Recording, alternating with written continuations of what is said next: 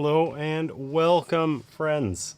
Spooky Sundays here at Off Cost. We're gonna play some Mansions of Madness today. If you were lucky enough to join us Wednesday on YouTube, we also played some Mansions of Madness, Sarah and I, where we completed the first scenario. And I'm just gonna keep on keeping on with the next one here, I think. Hey, Allison, welcome in. Hope you are well. Yeah, so what I am going to do that's going to be a little different is I'm going to try some different characters this time. Just because it feels weird to use the same characters when Sarah is not here. And Mansions of Madness is a game that has an app. So we're going to set up the scenario here as we go. I got a nice little bowl of candy here because, you know, it's that time of year. But there were a couple glitches with this thing, the app, and the I didn't have a card cam as a result, but hey, I fixed those things. So we got a slightly improved stream over here for the next try at Mansions of Madness. And for now, since Sarah's not here, we're going to use that Sarah cam as a little dice cam. So you guys can watch me fail, provided I can even roll them in there. A little bit more directly. So, Heavy Tech Mech, welcome in. Beyond Dead, nice to see you. Tech Fix Win. Ooh, dice cam. Listen, I would be more oohing on the dice cam if I had a little bit more confidence that I was gonna not fail horrifically. But, you know, low likelihood there. I'm just gonna tweak this a little bit. Oh God, that's probably like extremely jarring to watch. Oh, it's weird. I don't like this. Why does it seem so difficult to get it to go where I want it to? Okay, the angle is it feels very strange, but you know what? We'll make do. We'll make do. So anyway, hope you guys are well. I don't know about you guys, but big fan of... Whoa, that is the wrong camera. Big fan of Halloween. Lots of fun. I've been really enjoying using the month of October and Halloween existing in it. Just need lots of clues. It's true. It's true. Lots of clues.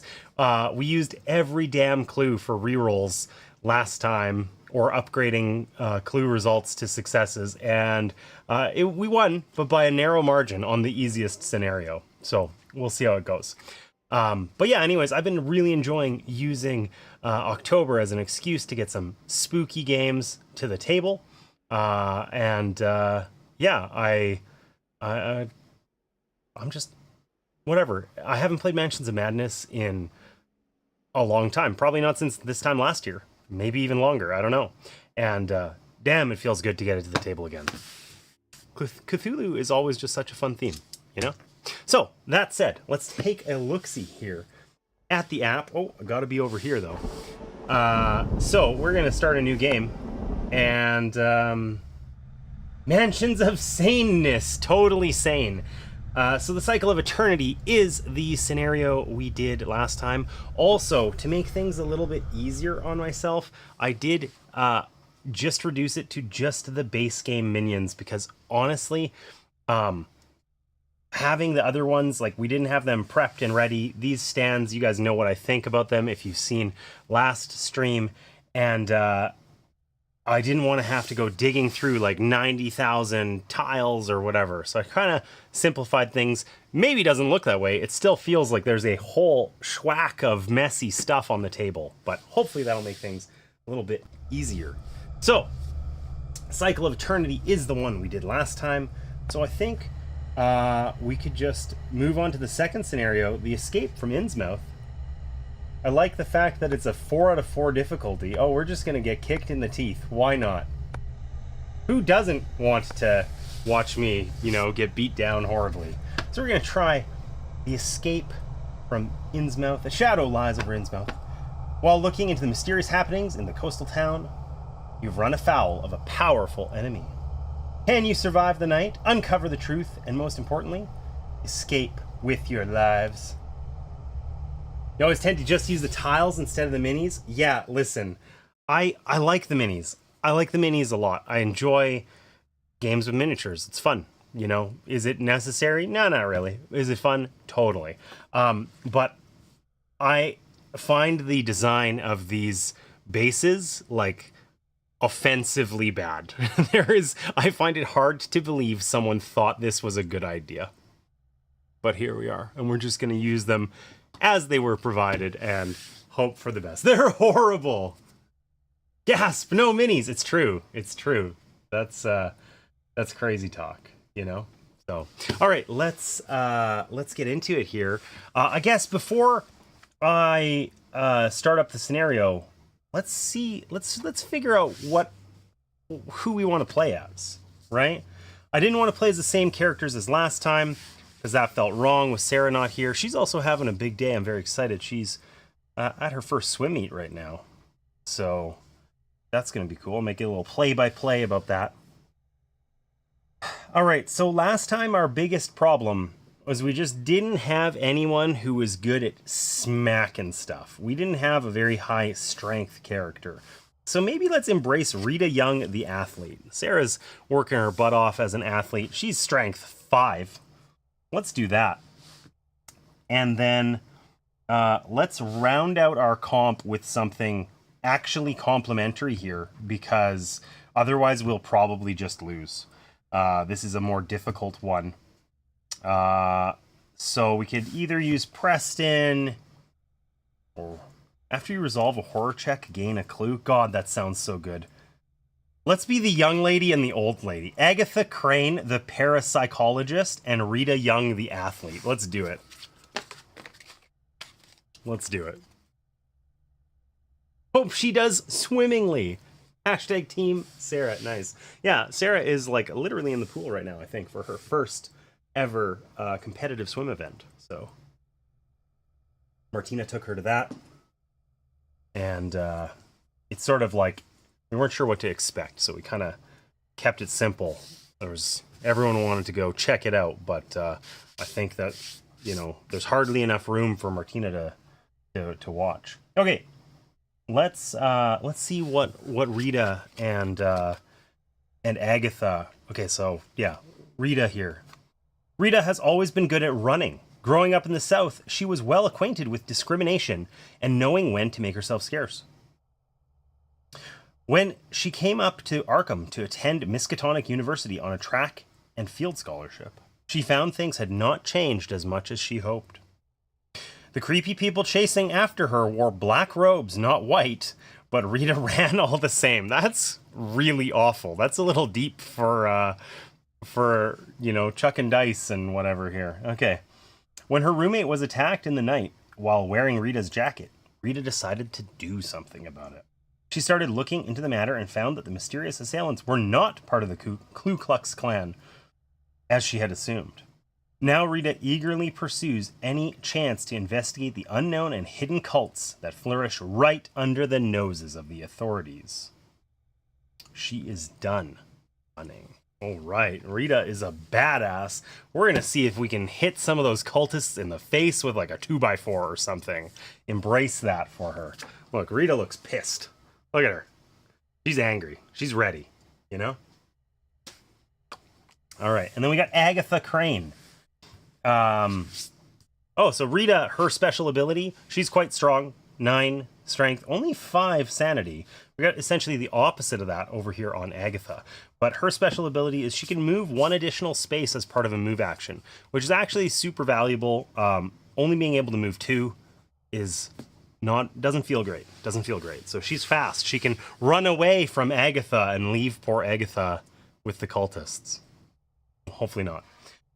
Agatha's ability is that she gains a clue after resolving a horror check, which is great because a little steady income of clues are going to be helpful. Agatha over here, the story so far. Agatha Crane has degrees in mathematics and psychology. She is a rational, intelligent woman who believes that reason is the antidote to superstition. She is in the wrong town, let me tell you. That evidence is required for argument, and that even the most complex mysteries of the natural world and human mind can be understood rationally. Why, then, she dedicates so much of her research to so-called extrasensory perception, and the existence of ghosts is a baffling mystery to almost anyone who knows her. Agatha calls her field of study parapsychology in an attempt to remove the stigma associated with the occult in respectable academic circles. Her search for test subjects and data continually leads her to dangerous places and disreputable people, much to the despair of her long-suffering husband, Wilbur. But she is committed to her task for reasons that only she seems to know.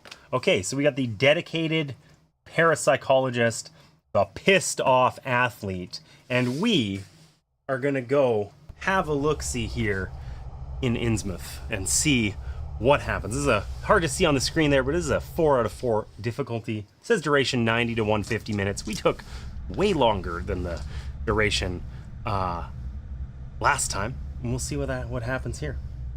Love me some Agatha. Rita is a champ, MVP of our last game. Ran out the door to win in the game before we all died. Nice, nice, nice. I think we got 2 badasses here. So let's see how this goes.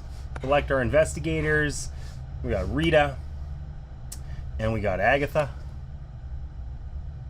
Get our starting items. Oh, there's that 2x4. Okay, so we each start with 2 clues. 2 clues. A 2x4. A pocket watch. That gives me more of a Agatha vibe than a Rita vibe, but you know, we'll see. Start with some whiskey, maybe also Agatha. A wrench, shriveling, which is a spell,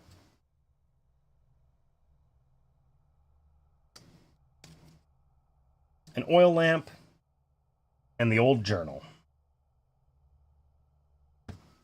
Here. All right. Oil lamp, old journal.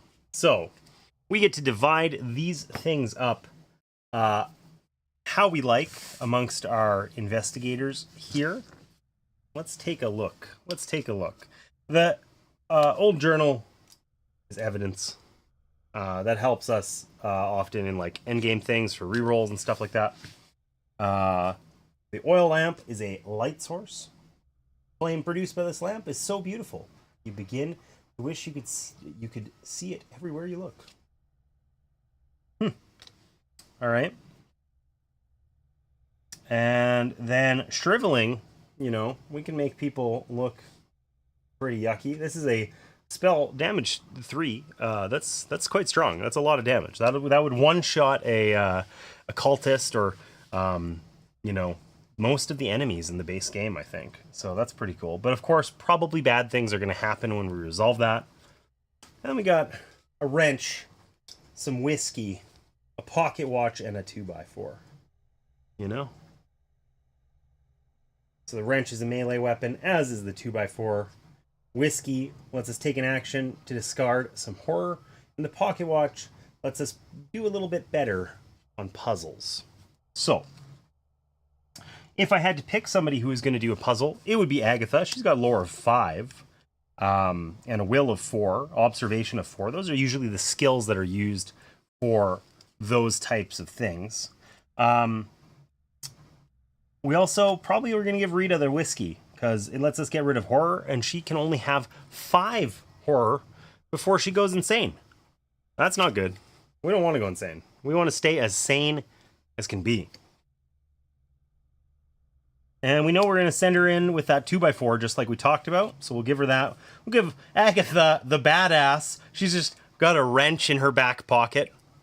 Why wouldn't she do that? You know? And let's give her shriveling as well. We'll just do something like that. I don't know if the oil lamp and the old journal. Yeah, whatever. We'll go like that. All right, let's get started.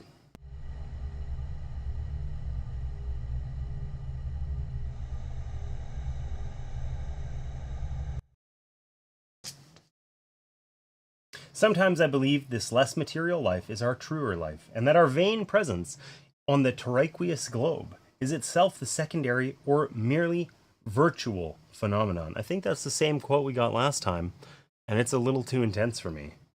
Heraquius. That's, I don't know how to say that or what it means. A strange feeling crawls across your skin as you step off the bus into the small Massachusetts town of Innsmouth. Everywhere you go, you can feel the gaze of the locals' unblinking, watery eyes on your back. In every alleyway, on every street corner, you can feel the presence of the stooped, pallid residents following you, watching from a distance.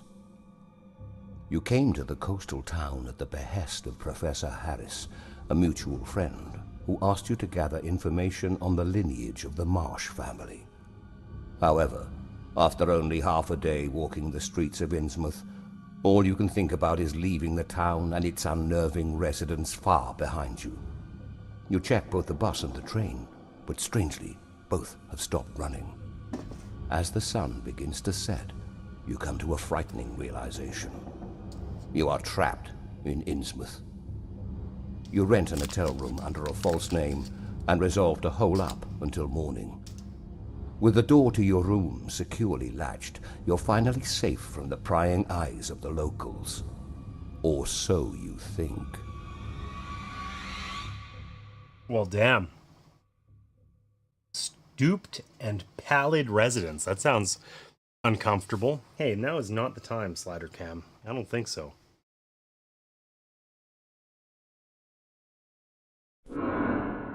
Alright. The hotel you found is a ratty hole-in-the-wall on the back streets near the shore of the town. Place the street 2 tile as indicated. Okay, let's do it. So, this is the hardest part of doing this on stream. It's like the tiles vanish when you try and find them. Well, except this time, I guess. There's street 2.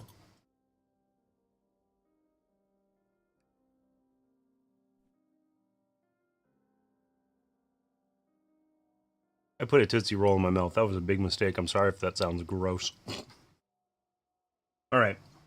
It says here, outside the hotel, the street stretches up the hill toward the center of town. Place a site token as indicated. All right.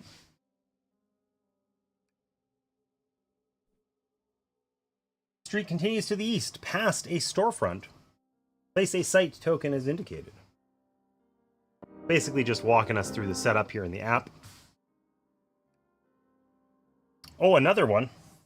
To the west, the street narrows into an alley that stretches along the side of the hotel. What could go wrong if we go into the narrow alleyway? Surely that will work out for us.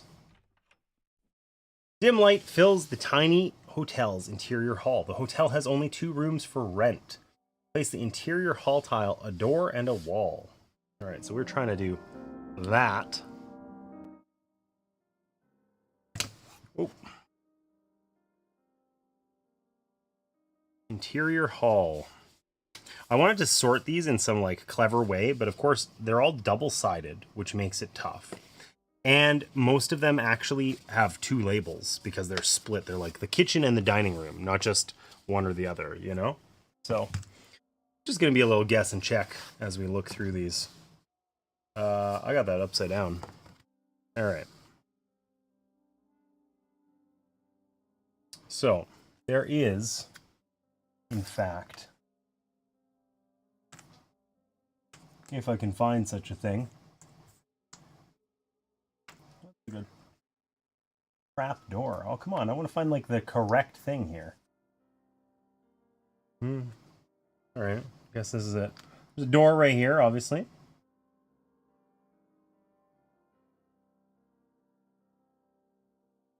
And there's not a door over here. Just a nice piece of art.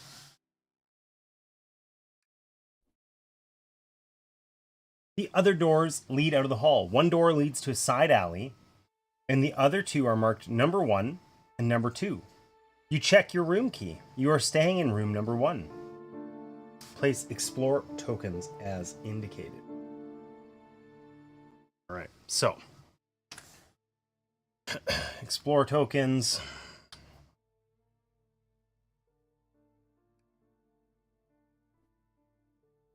Oh, I guess I got to find our characters here. Kind of skipped over that part. That's important. That's not Rita. She doesn't look mean enough. Okay, Rita is like literally running right now. She is mid-sprint. Okay. Agatha's what? Studying a book or something. What do we got here? I don't think that's Agatha.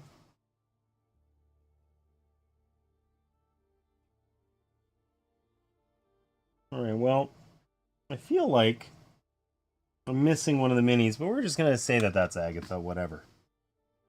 Maybe it is. Maybe it's not. Who cares? It'll do. It'll do.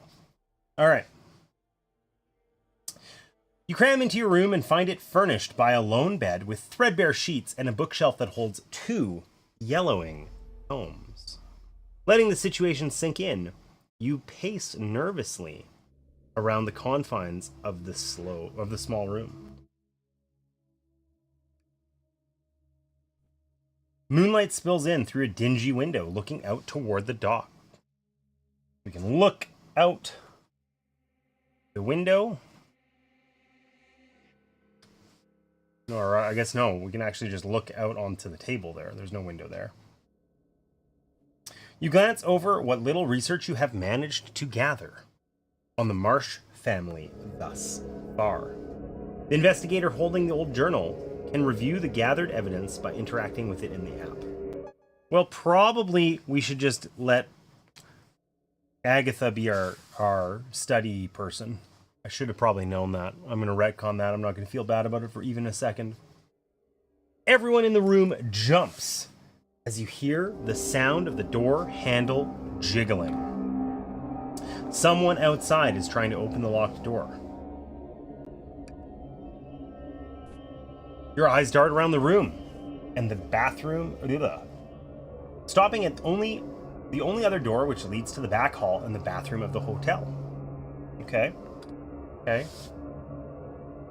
don't know about that. All right, on to the investigator phase. So, basically, here we are. We are in our hotel room. Someone is jiggling the door. We know that over here, the streets here go down to like the alley over this way, other places that sound unfavorable.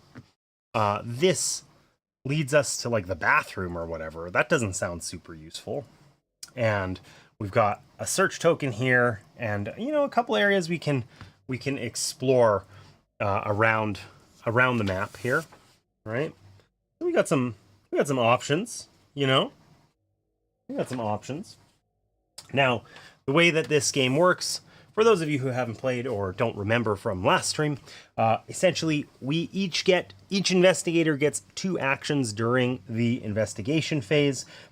We can choose which character goes first, and then obviously the other one would go next.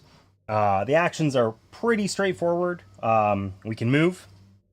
When we move on the map, like to another space. There's often little areas that split our spaces and divide them. And we can move up to 2 spots. We can interrupt our movement to take other actions as well, which is really important. And of course, our sprinter here, Rita, she can actually move 3 spaces. That's her special ability. So that's pretty rad. Okay. We can explore, which is generally on one of these tokens here. We get to essentially reveal an adjacent room. We're opening the door, checking out what we find. We're gonna spend a significant amount of the game doing that, building out this map as we kind of work through this mystery here. We can search. When we search, we have to use a token like this guy here. So we can essentially, find things, often items that are useful or information that's going to be useful for us to complete the scenario. Searching is often going to involve a skill check, usually like observation or something like that. All of our characters have a number of traits here. So strength, agility. Obviously, these are used when like attacking enemies or running away or things like that. We've got observation, lore. Those are going to be good in puzzles or finding things or stuff like that. And then influence and will. Will gets used actually for a surprising number of things. But anyways, often we're going to have to test our skills using dice. If you've watched my stream before, you know how that's going to go. It went badly last time, but we made do. So the number of your skill is generally the number that you roll. And on those dice, when we roll them, blank faces are blank. We roll a clue, we can spend a clue token to upgrade it into a success, which looks like an elder sign. We can also spend clues to just straight up re-roll dice, and generally most of the tests that we're going to do are going to require like two or three successes most of the time. Usually 2 is often the case. So if you're rolling something like 2 dice, you have a very high chance of failing. If you're rolling 5, if you're anyone other than me, you have a great chance of success. But, you know, we learned the other day that it doesn't work out. And that's like kind of primarily what we're going to be doing. We can also do a couple other actions. We can trade items, we can interact with stuff. Certain items are going to give us actions we can do, like we can drink our whiskey to get rid of some horror, that sort of thing. But overall, for the most part, we're going to be moving around, exploring rooms, and searching with the contents of those rooms. So, I think what we're going to do here is we're going to start with Agatha. Agatha's over here. That has to be the wrong mini. It's making me irrationally angry. Let's see if we find a more Agatha-looking mini in here. No. Agatha does not have a gun. Or a flashlight. This is Agatha. Cool. Probably. She's got a book and glasses. It seems more likely to be her. Okay, so Agatha's gonna play first. I think we're gonna try searching this table, and then we're just gonna like bring the heat to whoever's in that other room. We're gonna open this door and like go smash them in the face, I think.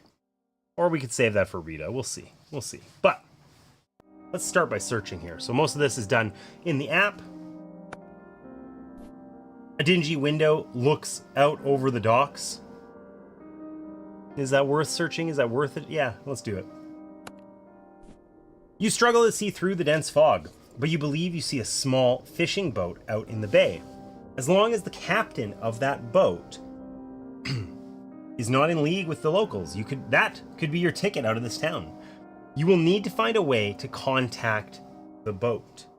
Gain 1 clue and then discard this search token. Okay, so clues are really useful, but that was kind of underwhelming. You know, we want to find like a Uzi, not that there's a boat in the harbor.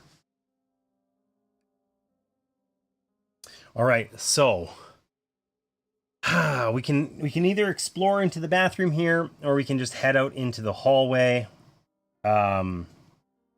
Let's play it safe. Let's send Agatha, you know, over this way. Maybe she can find something useful over there, and then Rita can go mess stuff up.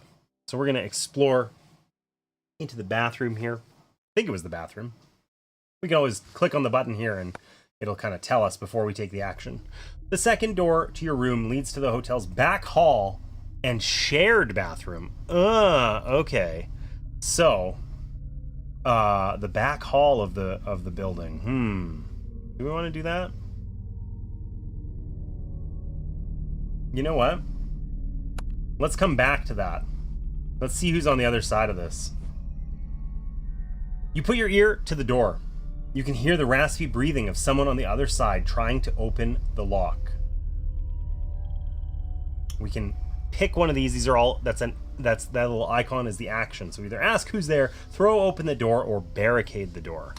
I think we're gonna throw it open. We're gonna play aggressive. Agatha doesn't screw around. You put your shoulder into the door and send it flying open. Oh, Agatha really probably shouldn't have been the one to do this. So we got to do a strength check, okay? And our results here, however many elder signs we get, we input. Oh, we got 2. We got 2 elder signs. I gotta fix this camera so that we can actually see these results. This really isn't kind of why the camera is on the thing here, on the little magic arm. Okay, whoa, let's do that. That work? Maybe. Oh, there we go. Got a little confused about the orientation. I'm not gonna make a joke out of that. All right, there we go. A little more top down for us. Okay, so we got 2 successes. 2. So we're going to drop that into the app here. It's as good as we can do. We only have 2 strength on Agatha. A good push for an older lady there. The door flies open, slamming into the person on the other side, and he reels back. As the figure recovers, you see from his sallow skin and large, unblinking eyes that he is one of the locals. Discard this explore token and spawn a Deep 1 hybrid as indicated. Okay, so that sucks. This is a Deep 1 hybrid. They are they're kind of as wide as they are tall.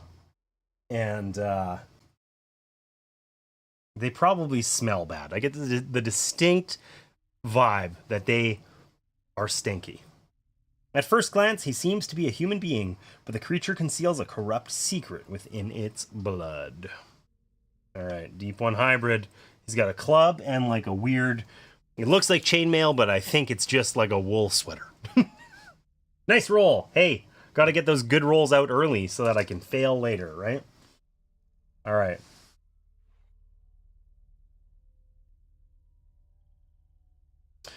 The local clutches his face, and you notice blood streaming from his nose and forehead. The Deep 1 hybrid suffers damage equal to your test results. So that's really good. So he gets to take 2 damage from us. You may move 1 space into the interior hall. Okay, do we want Agatha to move into the interior hall is the question. I think we're going to leave Agatha there. We're not going to move into the hall. And we're going to just send Rita out there. So we've done our 2 actions on Agatha. We searched. We busted open the door. Oh, Jesus. All right, so. Thanks, Mom. Thanks. All right. So one of the other things I changed is I changed the jump scare redeem. So about 15% of the time, it just goes immediately instead of the lights going out. So instead of me potentially preparing myself for it, I just get blinded horribly like that by my mother. And there's an ad. Perfect timing. Perfect timing. It happens. It happens. There's gonna be ads. All right. I'm gonna have some weird orange fruit chew to console myself from that. That was unnecessarily cruel.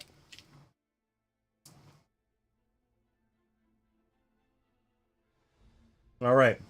So, I didn't learn my lesson. It's a horrible candy to have on stream. It's like stuck to my teeth. I'm making horrible chewing noises. Everything about this is bad. But we've resolved Agatha's actions. And now it's Rita's turn. We want to deal with this Deep 1 hybrid. So we're going to take a move action. We're going to move out here for 1. We still have 2 more moves. Not a lot we can do with that. We can probably move over to here. But we're first going to use that 2x4. Hey, welcome back, Seth. We're going to put our little 2x4 to good work here by smacking this Deep 1 hybrid in the face. So, in the app here, we go over to the monster drawer. We pick the Deep 1 hybrid. We can see that we've done 2 damage to him already. We're going to pick attack, and then we have to pick like the type of attack we have. So we have a 2x4 that counts as a heavy weapon here, and it's going to basically give us a skill check Probably using strength or agility, but we'll see. You jab forward with the butt of your weapon, then swing the head around for a quick follow-up. This is an agility check of 2. Okay, so let's see. Can we do it? I hate the angle of that camera, but we're just going to keep it up. So we have 4 agility on our friend Rita here, so we're going to roll 4 dice. We need 2 Elder Signs, which we got. We got 2 misses and 2 success. So, back over here in the app. If you pass, the 1-2 punch disorients your foe. The monster suffers damage equal to the weapon's damage plus your test result. So, our 2x4 does 2 damage plus 2 from our 2 positive results. We do 4 damage to him. Apparently 6 HP on the old Deep 1 hybrid there. So, are you sure you want to discard this monster? Yes. Your attacker collapses onto the floor. As he falls, something clatters from his stubby, webbed fingers. Place the Cult Sigil unique item in the Deep 1 hybrid's space. Okay, so he dropped this guy. This token serves as proof of membership for a cult. So generally, evidence here is the sort of thing that's going to be useful for us. We're investigators, right? So we are trying to collect evidence. That's going to be useful for us toward the end of the game generally. Now, we cannot pick it up on Rita taking a trade action to interact with items is one of our 2 actions, and we've already used both of them. We've done a move and we have done an attack. Now we can complete our move if we want. We could leave this here and let our friend Agatha come pick it up as an option, or we can just stay here and pick it up next time. I think Agatha collecting the evidence sounds like a great idea, so we're going to complete our move and just come over here to the hallway.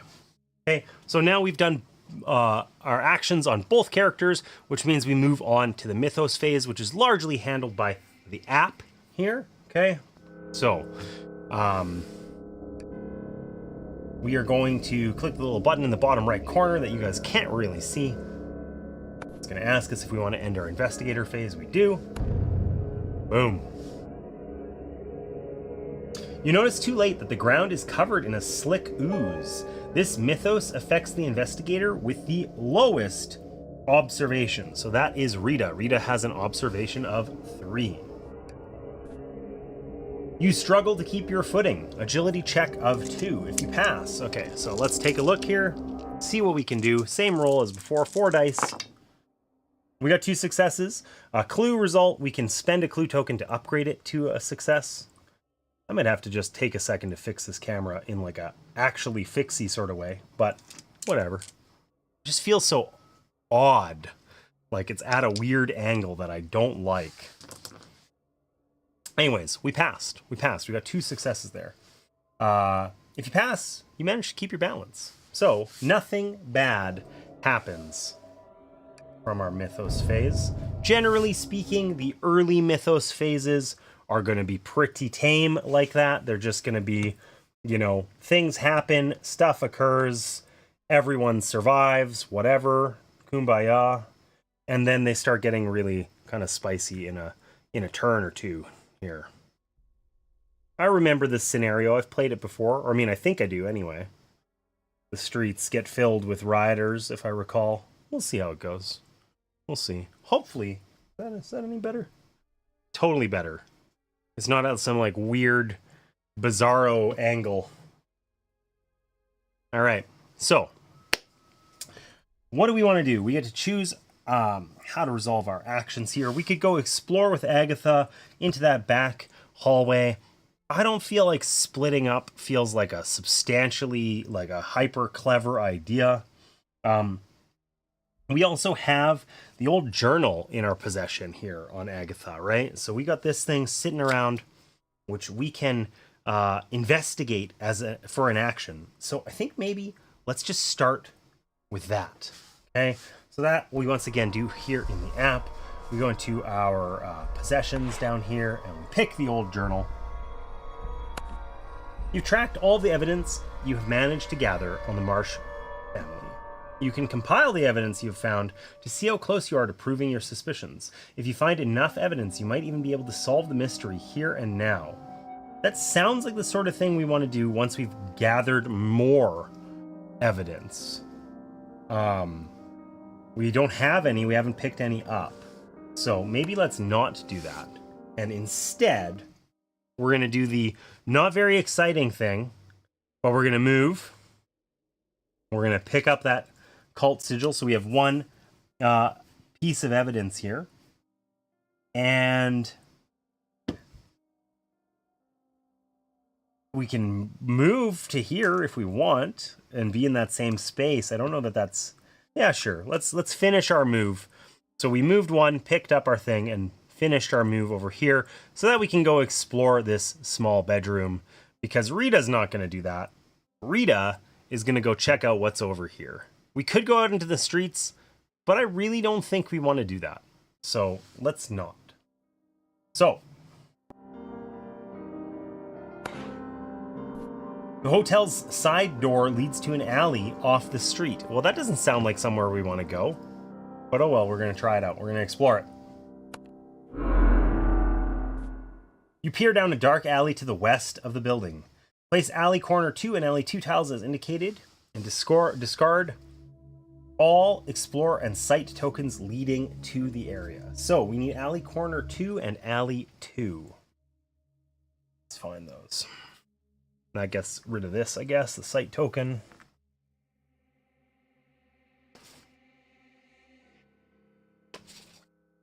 Got street tiles.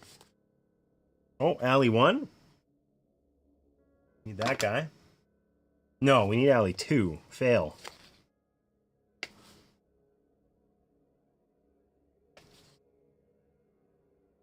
Alright, alley corner 2. We need this guy. Worst part of the game. Search the deck of tiles for stuff. And we need alley 2. Alright. We got those out. We know what we're doing. This is smart. This is clever. What could go wrong? You see a drunk old man slumped against a crate. Place a person token as indicated.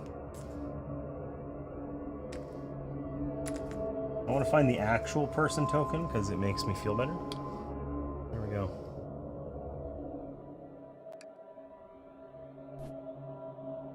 One door leads to the building on the adjacent block.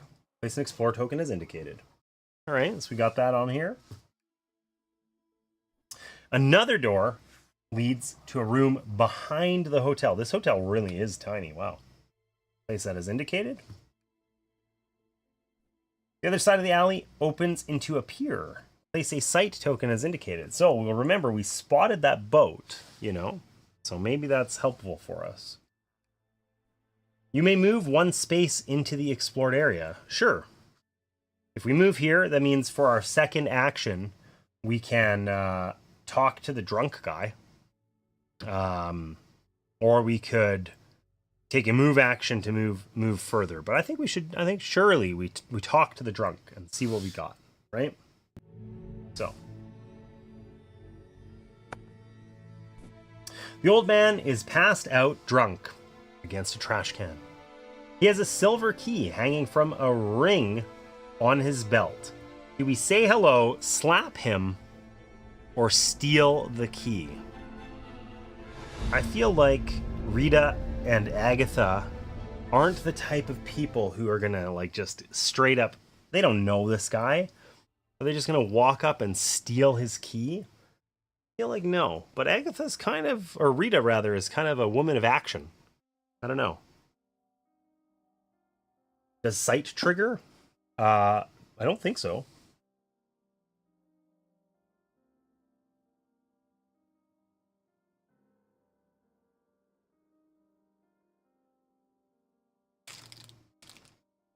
But maybe you're right. I actually kind of don't remember when we resolve site tokens. Honestly. That's a great question.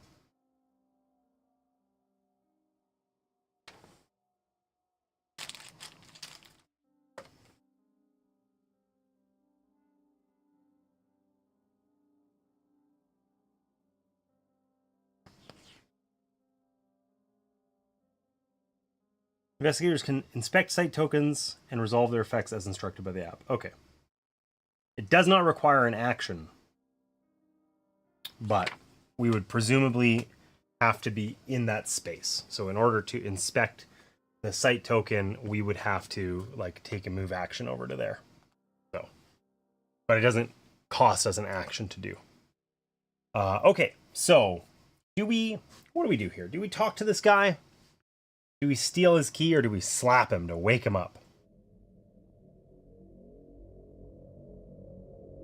Let's try and slap him. Let's just do it. We're not going to steal his key, but we need answers now. So let's do it. You strike the man across the face and he wakes up with a shocked look on his face. What the hell was that for? Alcohol is illegal, you know, or may I have that key? May I have that key? We'll ask him nicely. We woke him up with a big slap and we'll just ask him nicely. Surely you can just give it to us. You try to convince the old man to let you borrow his key for a few minutes. So we need to do an influence check. So basically we picked the worst possible character for this, right? I mean, we don't have a great influencer anyway. We have Agatha, who has a 3, and we have Rita, who has 2. So we're going to roll our 2 and hope for the best. That's about more what I was expecting to get. So we utterly failed. Okay. Now we could spend clues to re-roll those dice, but I feel like I don't know if I want to do that. You know, those clues are hard to come by, and we're only rolling 2 dice. Getting like a 1 success probably isn't going to be good enough. So I think we're just going to run with our 0 and see what happens. Nuh-uh, this here's my key. You can't have it. Damn it. Okay, well, that sucks. So we managed to pick up that piece of evidence.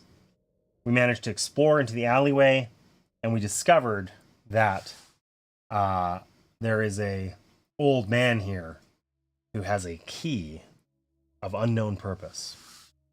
But with that, all of our actions are complete. End the investigator phase? Yes, we will. Your mind is filled with the subtle, slow ticking of a clock. No immediate effect. Cool, that's not foreshadowing. You hear the sound of approaching voices. Outside the hotel, a small mob of shambling locals is beginning to gather. They shout words of some indecipherable language at the hotel. Something tells you they are here for you. Discard the site token to the south of Street 2 and spawn a riot as indicated. This is the Innsmouth mob. It does not activate this round. Okay, so the only good news here is that it's over here and we are over here. The riot is probably not fun to attack. Ordinary people in large numbers can be extremely dangerous. Unfortunately, they are usually dangerous to one another. So yeah, they look pissed off. They got shovels and bats and axes. They have extremely high awareness, of course, because there's lots of them. So that means they're hard to get away from, to evade. So we don't really want to screw with them. More people from the town continue to join the ever-growing mob.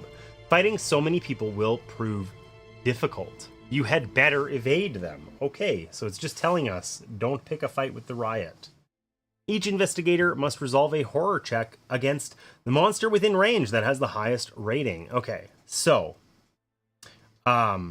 There isn't a monster in range of our friend Agatha here because in range doesn't count through doorways, but it is up to 3 spaces away. 1, 2, 3. So Rita is in range of the old mob here, the riot. So we're going to resolve a horror check for her. Of course, she's not the one who gains a clue at the horror check, which is a shame. There is a door 2 spaces from Agatha. They are 2 spaces from Agatha because of the door, but range doesn't go through doors. The riot begins to sing an unfamiliar anthem with raucous, violent lyrics. Suffer 2 horror. Will plus 1 negates. So Rita has a will of 4. So we're going to roll 5 dice here. Successes count as 1 fewer. So we rolled 1 success. So we would suffer 2 horror, but we can spend one of our clue tokens to upgrade this to a success, and then we have 2 minus 2, 0 horror that we need to suffer, which is great because it really sucks. It's bad. So we negated that, and our horror check is over, and we're into the investigator phase. Yeah, so Agatha isn't in range just because of the door, right? You have to be like around corners and stuff, totally fine. If you're through a door, you're never in range of a monster. So I guess the question here becomes, what are we going to do? We could try and get our friend Agatha to come influence this guy. She has marginally higher influence than he does. Or than Rita does, rather. But we probably aren't searching this bedroom then. We could try and search it and hope that we find something else useful, since we're kind of nearby. We could abandon the key and just hoof it over to here or here. Run away. Run away is a valuable strategy, I think. Let's try. We got to find evidence. Let's look in this room. Let's do that with Agatha. See what happens. Surely it'll be fine. There is also a back exit. Oh, this one here. It's true. We could run out that way. We could go explore this way, because presumably there's another alleyway, not unlike this one, on this side, and that's what this site token likely leads to. But let's see if we can find some cool stuff in small bedroom 2 over here.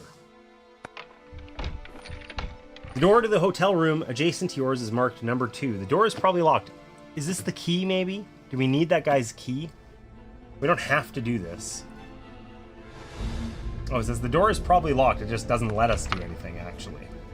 So, presumably we need that key in order to interact with this. Okay, so that changes things a bit. I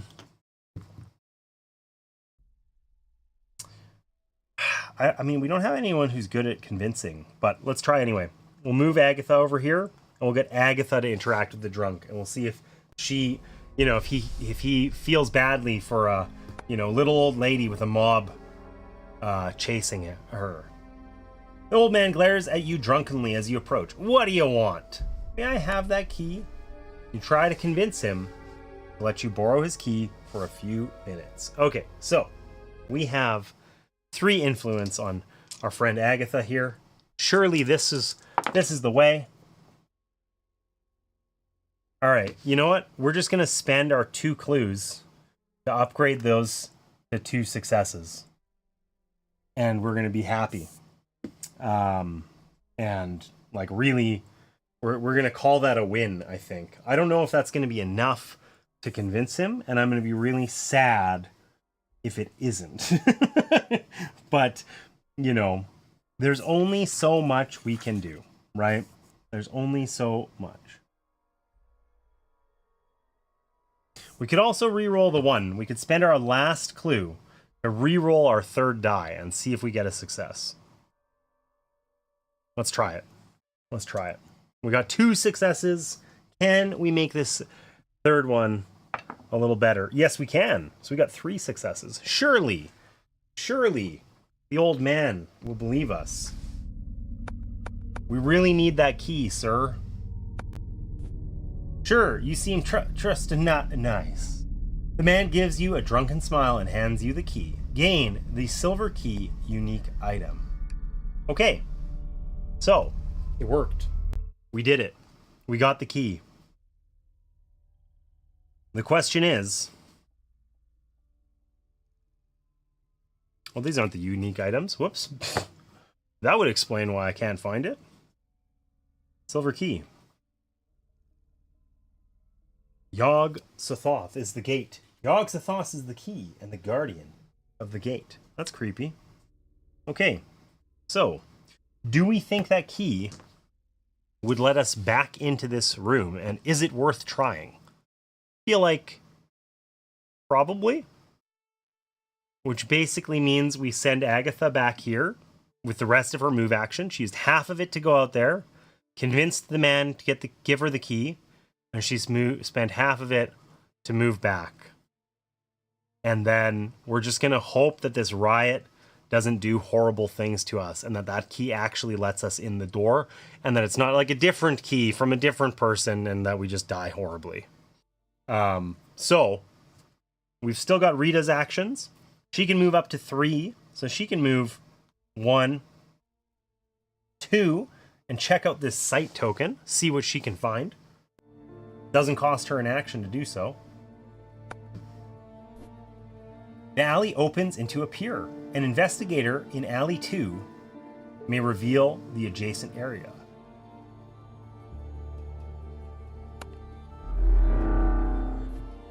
Waves lap against the shore as you look out behind the building. Place the pier tile as indicated and discard all explore and sight tokens going to it. Okay, so presumably we probably could have wrapped around the other way to get there as well. Maybe I gotta slide Agatha and Rita over here, because this board's a little bit more vertical. Let's see if we can find that pier. These are not looking pier-y. There we go.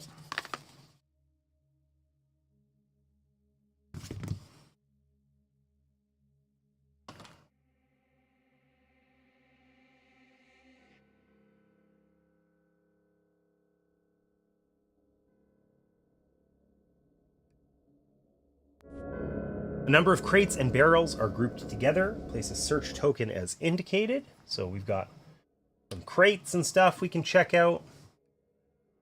And it says a waterlogged boat. A waterlogged boat rots low in the water off the pier. I don't know if this is very visible on stream, but like that boat, I guess it's covered in a tarp, maybe. I don't know. It looks extremely suspect, you know?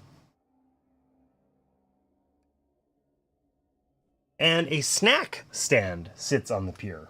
It has been hastily closed up, so we can probably find something delicious over there. Surely. I'm feeling a little peckish, you know? The pier ends in a sandy beach.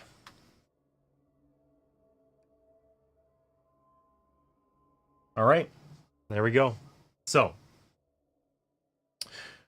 we have spent 2 of our move actions. We moved 2 spaces. Now, we don't really want to abandon Agatha to the riot. She's super weak. But at the same time, there is a lot of stuff up here to go check out. Now, we could explore also. We could move back and explore here. We know that this is another building. So that might lead us to safety. We know also we saw the boat down here. I don't think we saw this boat. I think we saw a boat with a captain, like someone we could hire to maybe take us to safety. So kind of exploring this way might not be horrible.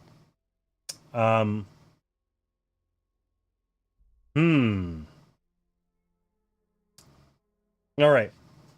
Let's run, because we got that one movement point left. Let's run this way, and then we can explore these crates, maybe find something useful with Rita, and then we're gonna run back to save Agatha, who we've just left to this little mob down here. We just hope that they don't walk in and kill her.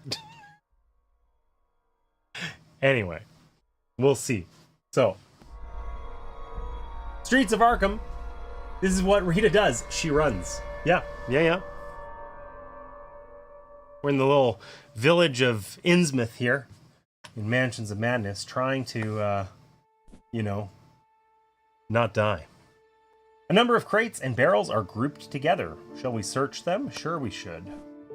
You dig through the abandoned materials for anything of use. So, we need to do an observation check. Of course, we have steadfastly committed to always using our least good character for all of these things. So we have an observation skill of 3 that we are going to try out here. And we got literally 0. So welcome to my rolling. This is how it's going to go. Could we use a reroll? Sure we could.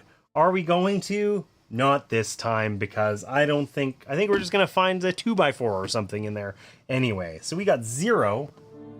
Big fail. You find frayed rope and molding fishing net, but nothing you would want to take with you. Damn. We suck. All right, so Rita, that's rough. I think I've done all the scenarios for this game. Yeah, I have not. I've done the first, this is the second scenario, and I feel like I've played the first 2 scenarios 10 times, right? It's I don't know. It's like the game Stardew Valley. I don't know if you've ever played Stardew Valley on PC. Obviously not a board game. I mean, there is a board game version of it. But anyways, it's like Stardew Valley. I always end up playing the first year of Stardew Valley again, and then walking away for a little bit, forget what I was doing, and then I start over and I play the first year again, and again and again. And with Mansions of Madness, there's a handful of scenarios that I've done a bunch of times, and then a ton that I've just never played. So anyway, and it's been long enough. This one sat long enough. I remember the streets. I remember the riot. I don't remember the other details, which is cool because I don't want to remember. So the good news is, we ran and looked in a pile of crates and found nothing. The bad news is we left Agatha over here to die, because this riot is going to come give her a nice snuggle. We are out of actions. Let's see what happens. In the investigator phase, yes.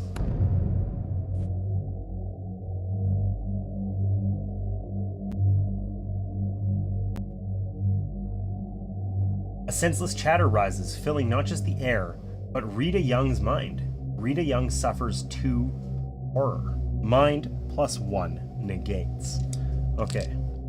So, Rita has got a will of 4, so she gets to negate with 5 dice. Okay? So, let's see what we did. Oh my god. Okay, we got a success. Oof. We don't want Rita to suffer horror, because she only can suffer 5 and then she goes insane. But at the same time, I don't want to waste my, 2 clues on not suffering horror. So I think we're just going to do it. We're going to suffer 1 horror and hope it's not that bad. It's a minor shock. Your heart races and your breath catches in your throat. No additional effect. So it's about as minor as it can get. And I agree entirely.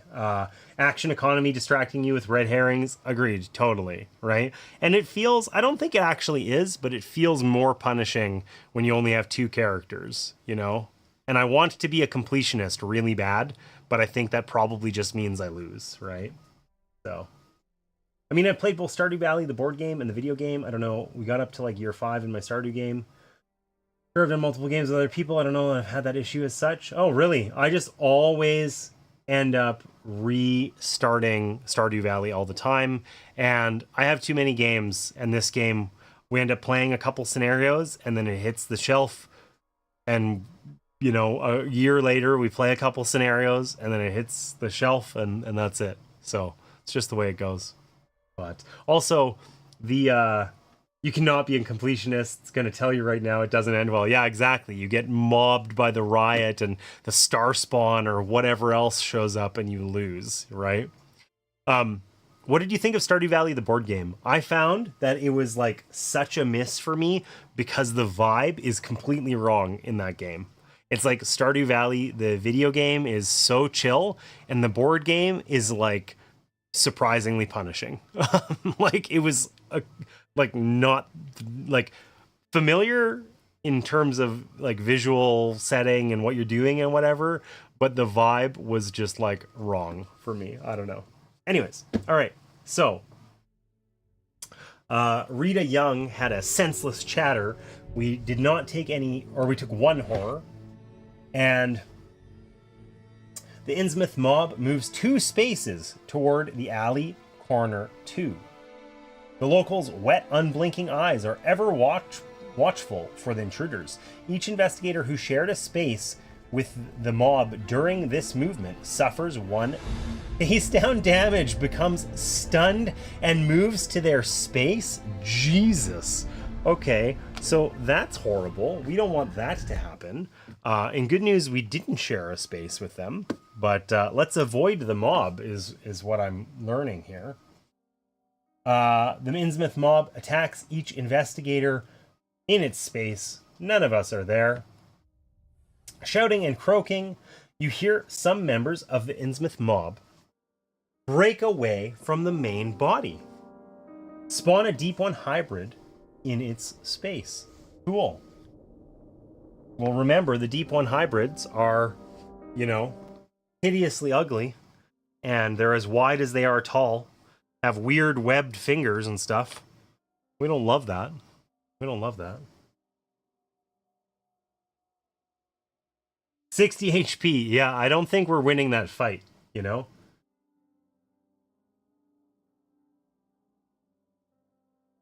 Grandpa hates you. The only issue I have with it is that fishing track, gonna be honest. We homebrew the fish track moves at the end of the season because it's too punishing. That's fair. That's fair.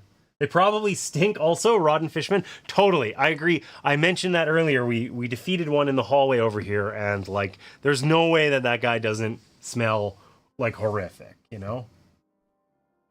The Deep One hybrid moves 2 spaces toward the nearest investigator.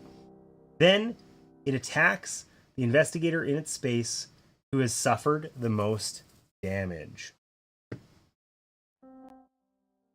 So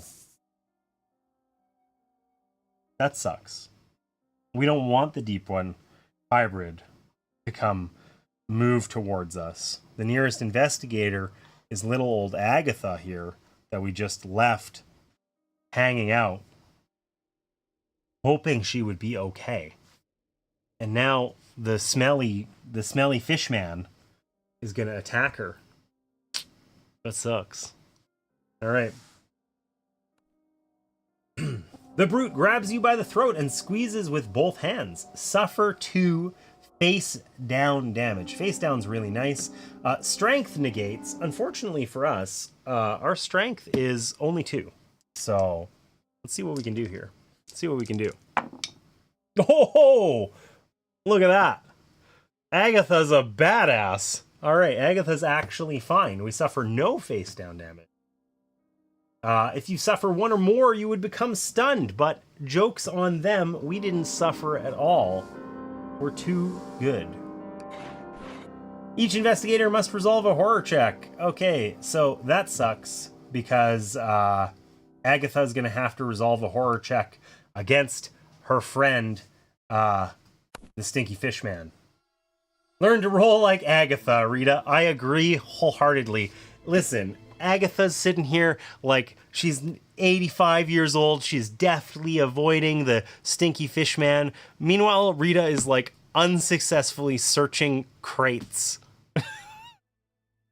There's a bit of disparity here. I don't know.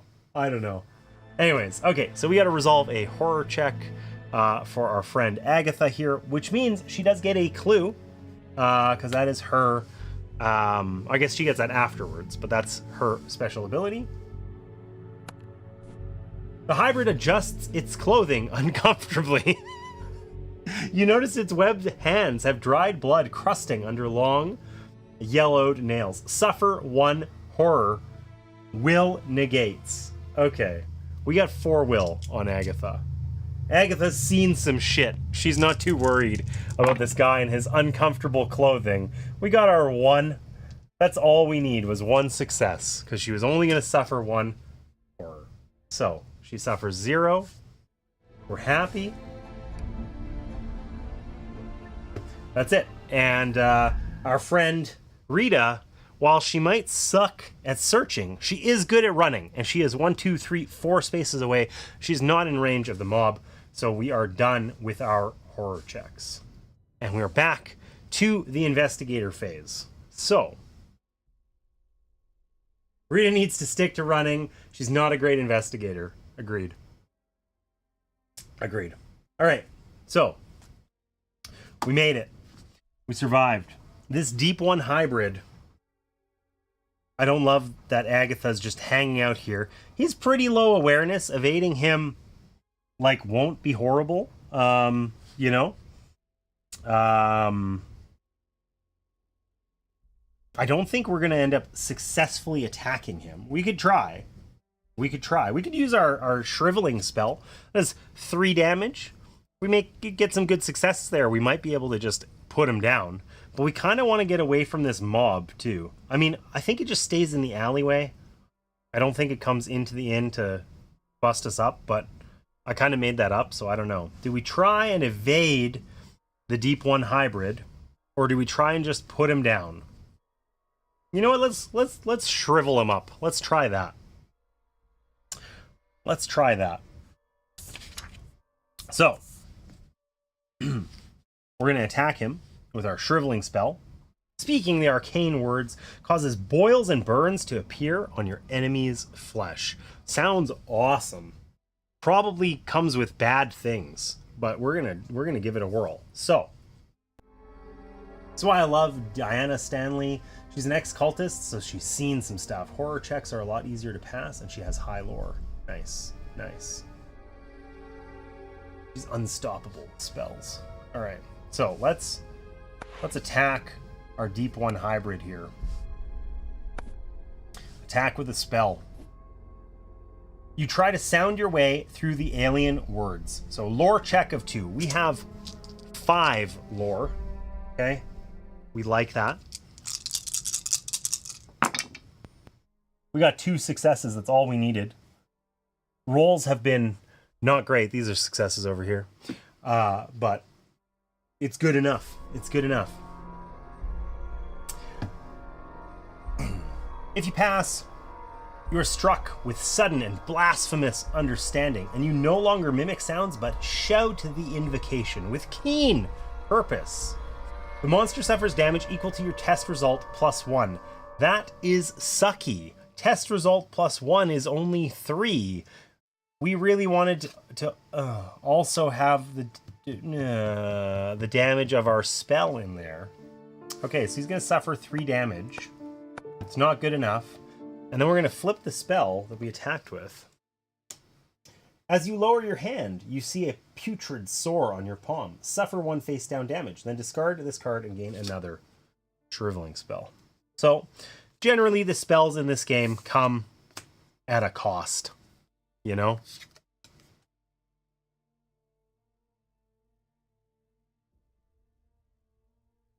Butler is pretty good too. Yeah, we played with the Butler last time.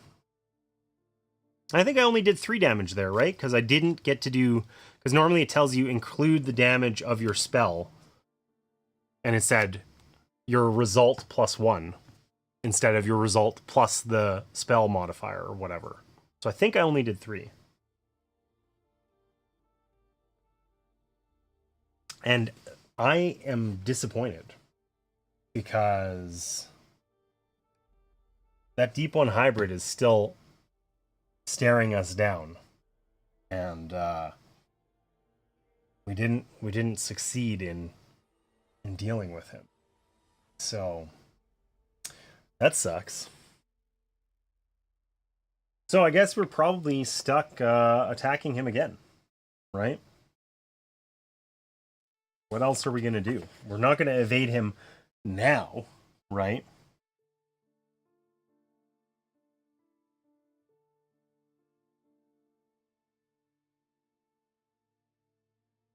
All right. Can Agatha finish? Oh no, that was Agatha. I mean, Agatha has a second action, so Agatha can still shrivel. She can shrivel him again. She'll just have to hang out there and not go exploring, which is a shame. But I think that's exactly what she's going to do. She's going to attack with a spell. As you utter the arcane words, you suddenly find yourself alone, enveloped in darkness. A disembodied voice questions you in a language that you do not recognize but instinctively understand. Another lore check here. See what we get. Our lore is good. We like, oh my god. Okay, we got 1 success. Yikes. Yikes. Okay, we really want to succeed here. So we're going to spend a clue to re-roll a die. We're going to just set aside that success. We're going to re-roll this one. This is the one. This is the one. No, that was in fact a failure. God damn it. Okay, well, these things happen. These things happen. If you fail, the voice begins to chant and the darkness presses in around you. Suffer 1 face-down horror. That sucks. And then flip the spell you attacked with, which is also going to suck. So, the spell seems to resonate and echo within your mind. You direct the resonance at another foe. Suffer 1 face-down horror, then another monster within range suffers 3 damage.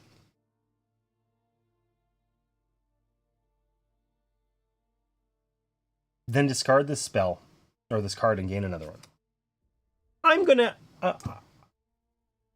I think it's legit that would be that same monster. I'm gonna say that's fair. It says another monster, but there are no other monsters. So I'm just gonna put it on that guy and feel like I'm totally okay with that.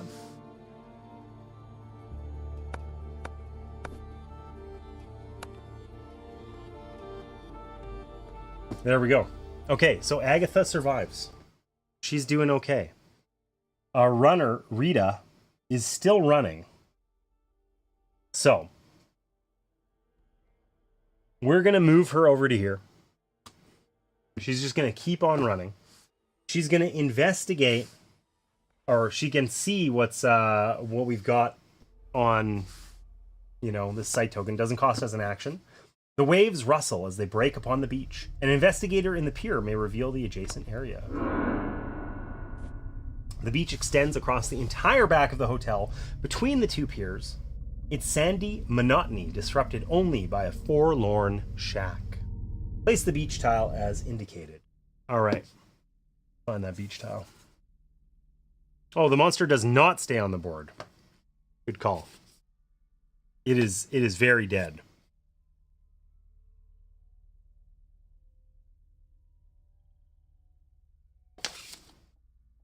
Oh, hey, the beach was right there. All right. Gonna surround all of our cards here with our beaches. This is like the least inviting beach I've ever seen in my life. An old rowboat sits on the beach. Place a search token as indicated. On the beach, a shack sits just above the strand line. Place an explore token. Okay. And finally, on the far side of the beach, you see a dock holding a boat rental building. Okay, so Rita's doing a good job running so far. A door off of the beach leads to a room behind the hotel. Interesting. Okay. Found some stuff. So, what are we going to do now is the real question. So Agatha, or not Agatha, Agatha's done. She cast 2 spells. We killed that guy. We survive. We're going to hope that the mob didn't hear us withering that dude or whatever, shriveling him up. And our friend Rita here has used 1 of her 3 movement points. So we could move her all the way over to the moldy shack over here. Or we can interrupt her movement to search the snack shack. That does not seem worth it at all. To go here and explore this area. I'm not sure about that. I don't know. Do we want to explore the moldy shack or the hidden room at the back of the hotel, which we probably need the silver key to open, which is over here on Agatha? Hard to say. We could also check out that rowboat, but we can only do some of these, not all. Why don't we go see what we can see here on this interaction token? We're just hiding there beneath me. Okay? And see what we can find elsewhere. Or we could just come here and stop because, you know, then we are kind of min-maxing. Let's check out the boat. Let's check out the boat. Surely this road boat of extreme dilapidated crappiness is good to get us off this island. Right? Surely. Let's check that rowboat out. An old rowboat sits on the bench, or on the beach rather. It will not be enough to escape in, but it might get you to the fishing boat in the bay. Let's try it out. You brush sand and dirt from the boat to check its condition. So we need to do, whoops, an observation check. Our observation is 3. Okay, we're just as observant as when we looked in the crates. God, Rita, what is your problem, lady? You suck at this. You suck. Hey. It's hard to say, but Rita might be blind. She got injured in one eye in her track and field career. Rita's gonna drown. You look over the boat and find nothing wrong with it. Oh God, not like this. Rita, no. You quickly push it into the water only to find out the hull has been breached. There's actually a huge frickin' crack down the middle that you somehow managed to miss. As the boat sinks, a dead body floats to the water's surface. Suffer 2 horror. Will negates. Okay. Okay, Rita. Way to flub it. Okay, Will. The good news is she has lots of willpower. She might be blind. She might not have any attention to detail whatsoever, but she does have high willpower. We got 1. So we're going to negate 1 of the 2 horror, and we're just going to suffer the other one. Hopefully, it's nothing too bad. We suffer them. Oh, was it face down? No, it was not. So, minor shock. Your heart races. Your breath catches in your throat. No additional effect. Thank goodness we could not survive that. We would probably go insane. All right, you gently look through the dead man's interior coat pockets. Oh, we have no shame. Wow, I was right about the willpower. We can't notice that the boat has a gigantic hole in it, but we're just gonna like get right in there and dig through this poor guy's, you know, life, everything on his person that we can find. You discover an FBI badge. This is the body of Agent Brinley. His gun is missing from the holster, but you find a key in his pocket labeled number 2. Gain the brass key unique item and 1 clue. Okay, so Rita didn't drown. She tried really hard. She found another key, so we now have 2 keys, a brass key and a silver key. Probably on the wrong characters, you know? It's okay. We also get a clue, which is super useful. So we have 2 clues on Rita. That's not horrible. Get a clue, Rita. Where's the water? Is this a beach? Yeah, totally. All right, so this search token is gone.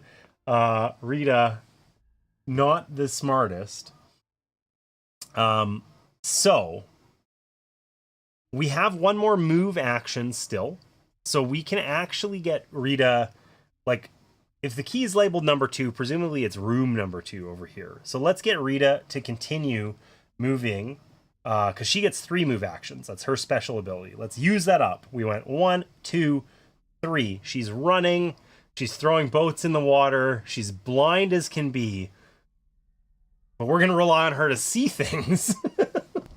Because we can interact with these without paying any actions. At the end of the beach, there's a small step up to a wooden dock. Watch your step, Rita. That's a bad way to lose your other eye. An investigator on the beach may reveal it. Let's do it. The back of the building overlooks the sea. On the eastern side of the building, a long dock stretches out into the bay. Place the rental dock and dock 2 tiles as indicated. All right. Okay. This board is getting big. I'm gonna have to move all these cultists and crap out of the way. I'm just imagining she's running away crying and can't see anything. That's fair. I mean, you know, probably pretty traumatizing, you know? So she's probably freaking out, sobbing, fleeing as fast as her, you know, track and field legs will take her. Really, really fast, it turns out. You know, she's quick. She's swift. Strictly, this should be this way. All right. Unsurprisingly, on the beach, we found a dock. A number of rowboats are stacked on the dock. Well, we know what happened the last time we looked at the rowboats. They do look like they're in better condition visually. So maybe it's not so bad. A small boat rental stands on the dock, but it looks to be closed for the night. I don't think we're going to ask. We're just going to steal the boat and flee. And hopefully make it more than 4 feet before it sinks. Glug, glug, glug. At the end of the dock, an unlit lantern hangs from one of the supports. Okay, I mean, we do have an oil lamp. Could we light the lantern, perhaps? An alley curves around the building and out of sight on the other end of the dock. So, we've got an oil lamp, the closed rental shack, some rowboats, but we know how that went, and we can go learn more. Presumably this is going to come down this way and maybe get us to loop around back down to the alleyway we know to be here somewhere, and you know, all that sort of stuff. So she's like in high school. Yeah, she's on like the high school track team. So I'll forgive her. She doesn't have the experience of our good friend Agatha here to just, you know, see the huge hole in the boat. All right. So that's everything. And that means we are out of actions. Agatha twice shriveled that Deep One hybrid. He was in the pool, you know? And Rita just kept on running. Just running and running. Thanks for the raid, Luzapalooza, and welcome you 21 lovely people. Oh, hey, a Luza raid. All right, well, let's take a second to greet our raiders before we get crushed here. Welcome in, raiders.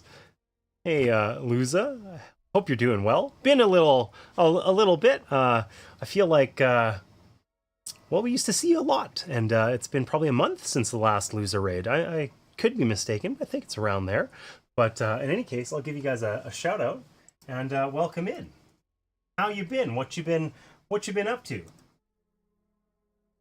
I'm playing some Mansions of Madness here.